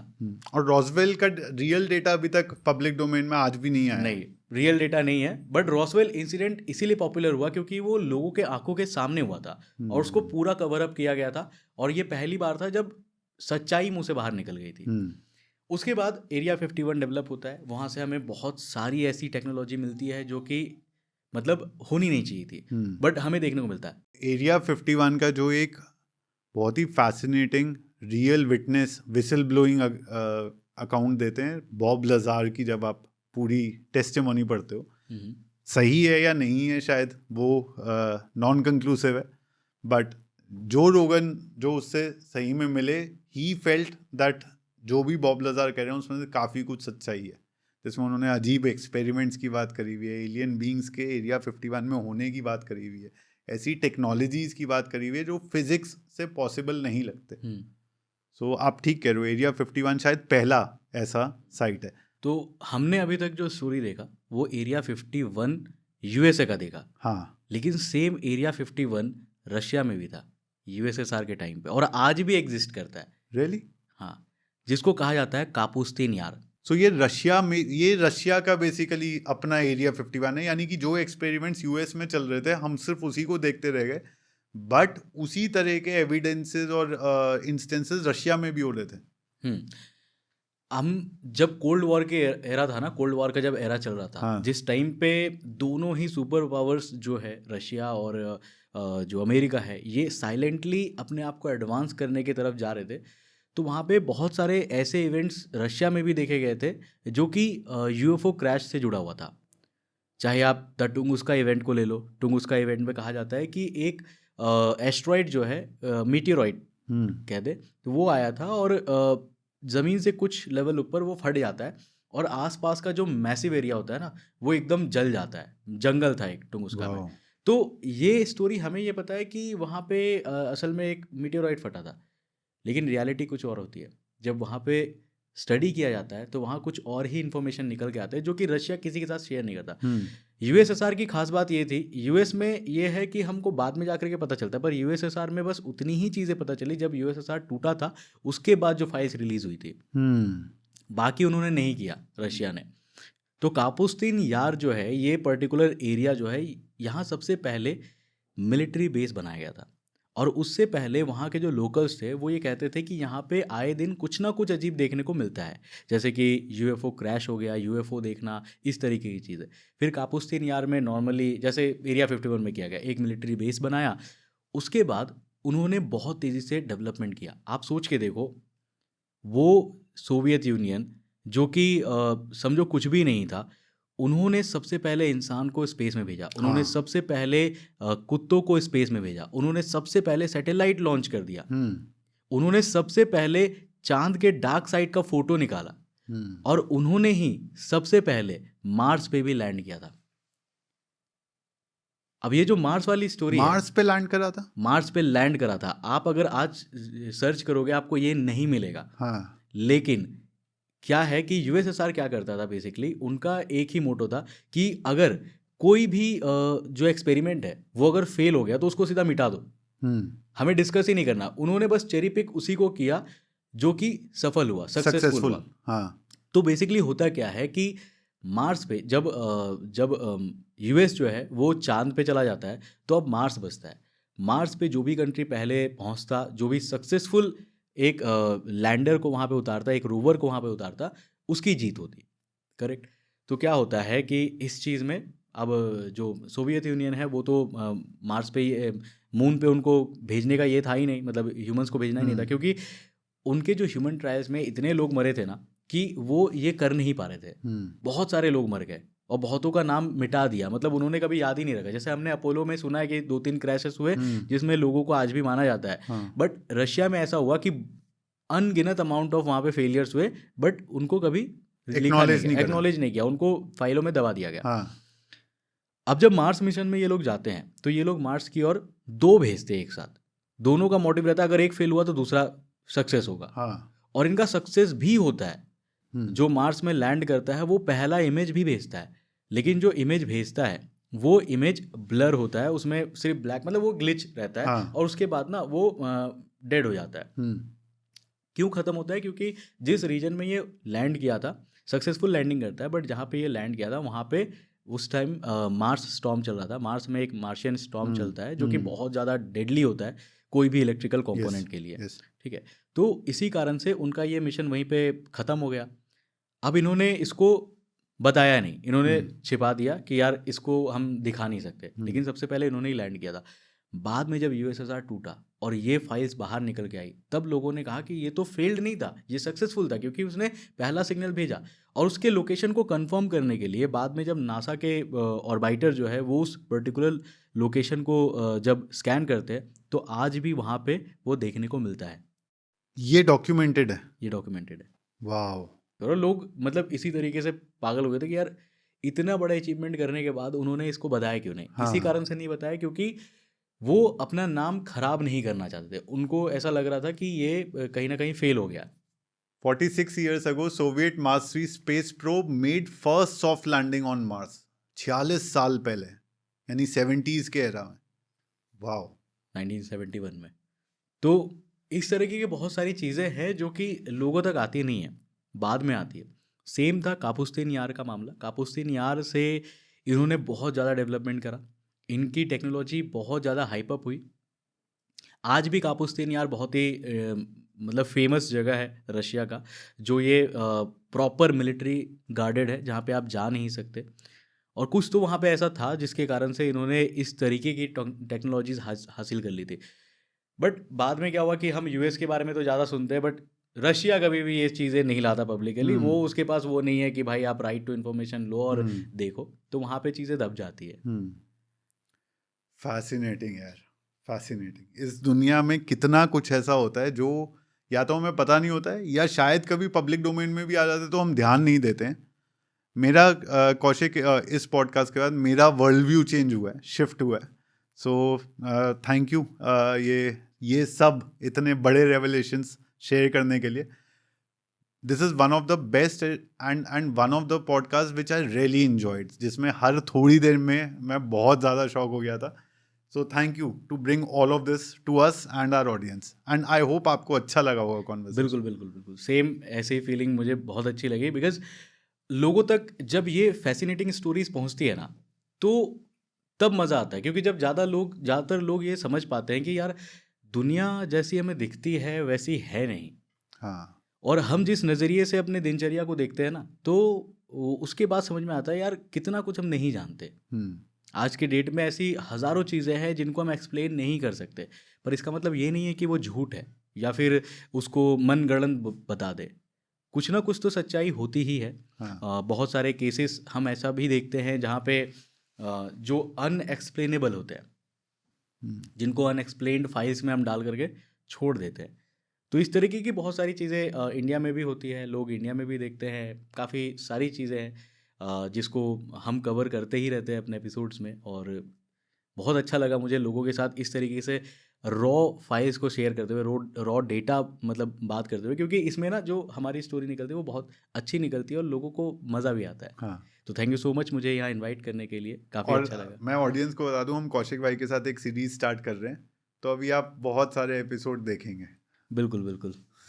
Thank you. I I hope कि आपको ये काफ़ी ज़्यादा पसंद आया होगा। अगर पसंद आया तो डेफिनेटली लाइक करना और कमेंट करके ज़रूर जाना कि आपका फेवरेट पार्ट क्या रहा, कौन सी चीज़ आपको ज़्यादा फैसिनेटिंग लगी।